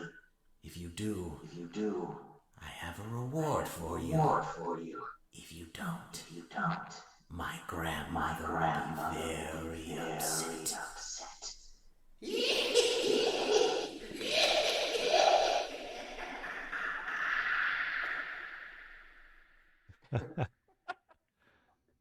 Who the heck was that? See, Victor has a little grin. A little... Oh man. And here I thought we were finally rid of him. and as you're sailing across the Sulphur Sea, leaving the Underdark, heading to Fretlock, the vampiric knight with you doesn't appear to hear that, but you all heard this voice, this strange little voice, calling you to Nimheim to help him with something. Mm. And that's the end of our campaign. Oh. Yeah. Yay! Cliffhanger. Right on. It would have been cooler if it happened the first time and I didn't have to play it 8 times. Yeah. So, I loved hearing Yeah. it. I loved hearing it 8 times. Technical. Welcome The- to Technical Issues Live. I There could is probably definitely- cut that out in the VOD. I could probably cut out all that awkwardness. if you could try, that Yeah, would be dope. I will cut Yeah. that out. Yeah. The ultimate meets in the chat to finish Stick the Landing. Yeah, ultimate. Yeah, can't hear the audio to wrap the whole thing up. Yeah, and yeah, that, my friends, is Woo. a 2.5-year campaign. Damn. Oh man, that was great. You have no idea. We'll talk about it next time. Yeah. How incredibly lucky some of those choices were that you made. Oh. Because outside of exactly what you did, it was probably gonna TPK. You did 14 damage to Regala. One hit. Yeah. Yeah, we only hit. Yeah, exactly. He's a demon lord. There's no. Yeah, there's that no wasn't way. it. Thank you for the cheers, everybody. Yes, thank you for the biddies, guys. And Hey, thank man. you Thank for you, everyone being that's with us. here. Oh my Yeah. goodness. Thank you What? for the raids. Thank you for everything. Yeah. And that's the end. That's the end of me running 5e for quite a while. And that's the end of the Dark Kingdoms, which kind of triggered realistically like so much of the last 2.5 years. Life changing for me. So much. Yeah. So we will be having some episodes soon as we can figure out a time that all of us can be together again to do a post-campaign chat, kind of a recap as we did kind of with the first 30, 40, 50 episodes whenever we did that. I think it was after episode 25 on stream, so it's like 55 episodes in we did a recap, so we have another 30 plus to do. We'll talk about some decisions that were made, some choices that resulted in some different things. I'll tell you what you did right here. So Sylvester was right. Sylvester's always right. You said that like it's a shocker. Come on now. I love that. That's the name of the episode right there. Sylvester was kind of right. Sylvester's shocker. I think. Good night. Victor's asshole was a pretty a pretty high up on that list too. Oh my god! It all came full circle. Yeah. Oh my gosh! Thank you guys. Yeah. Thanks, guys. Yeah. Awesome. So this is obviously not the end of the adventure archive. This is just the end of the Dark Kingdoms. Tomorrow we're actually starting Death in Space. Yeah. Zero session Jason will be running with myself, with Dariana, and with Ducky, Salamba Ducky, who was in the chat. So we'll see how that goes. That should be very interesting. Starting to get into our Summer of Space. Yeah. Potentially exactly between this and maybe Mothership and Alien and Alien, and all sorts of stuff. Yeah. I have no idea what I will be running next. I have some choices and options. I just need to pick one. Also just need to figure out a good time, as things might change a little bit for me going forward. But also sooner than later, we will be doing a special session with Eric, where we'll be running Gamma World 4E and doing an episode of the Weekly Scroll prior to that, where we'll go over that. And then Matt, at some point in the next month or two, we'll be running Aegon, which is kind of a Greek-themed game. Yeah. Which will be interesting. Bring back something in the vibe of something we previously ran that's on an indefinite hiatus. Yeah. It's a little different that the combat is like literally you give your ideas and it's like one roll and it's done. Like there's no 2-hour, 3-hour combats. Yeah.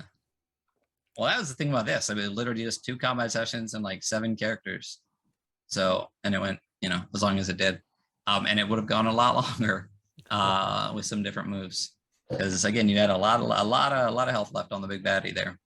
So, thank you all. I really appreciate 2.5 years. It was really fun. That's really interesting. Awesome. I think back to sitting in Andy's like room. I know. I remember that. Yeah. Such a in Andy's because we didn't know each other at all. Now we are quite a bit in each other's lives. Yeah. I'm in that room right now. Oh, nice. Just imagining you all sitting around the table playing. Nice. Or even when we used to sit downstairs in my living room for almost 30 sessions with the TV. And Yeah. TV on the that was great. tables, yeah. Yeah. quite different. It's a bit different prior to us ever even streaming on the channel. So yeah, that's Dark Kingdoms. That's the end for real. The final finale, the end part 2. We all survived. Well, I guess I survived. No, Cutter survived. Yeah. Yeah. Yeah. Did not everybody survive? Well, I mean, But I'm saying like from of the OG, Gen 1. Yeah. Oh, Gen 1. Oh yeah, Dark Kingdoms Gen characters. 1. Is I mean, just beat you. him. We think is alive. Yeah, beat him. I kind of can't believe you didn't take a barony within the Imperium. It surprises me. Well, I thought it was great. That's What a not choice. Cutter's. That's not Cutter. No, It's not Cutter. I Obviously. knew he wasn't going to take it. Yeah. But I have a bunch of questions about this campaign, so I'm looking. We will forward definitely to set that our- up. Yeah.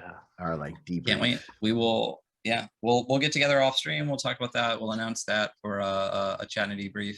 But we are going to rate out. We are going to hit a credit screen to thank everybody. Thank the raiders that came in, all the people that dropped bits, all the people that have supported us. Kind of throughout all of this, Janelle, who's a member of the Adventure Archive here, but has always been super, super supportive of the campaign and our local group and everything. An amazing person. Yep, guest star as Selvin on the on Dark Kingdoms here. So thank you, Skull, everybody in chat. You've all been amazing. And we will see you tomorrow. Weekly scroll this week. We're going to be doing Overarms from Rookie Jet Studio. It's the game that preceded Red Giant. Haven't announced that yet because work and life and social media. But that is what we'll be doing on Sunday. So catch us for that, but catch us tomorrow for Death in Space. And everybody have a wonderful evening. Thank you, guys. Good night. Good night. All right.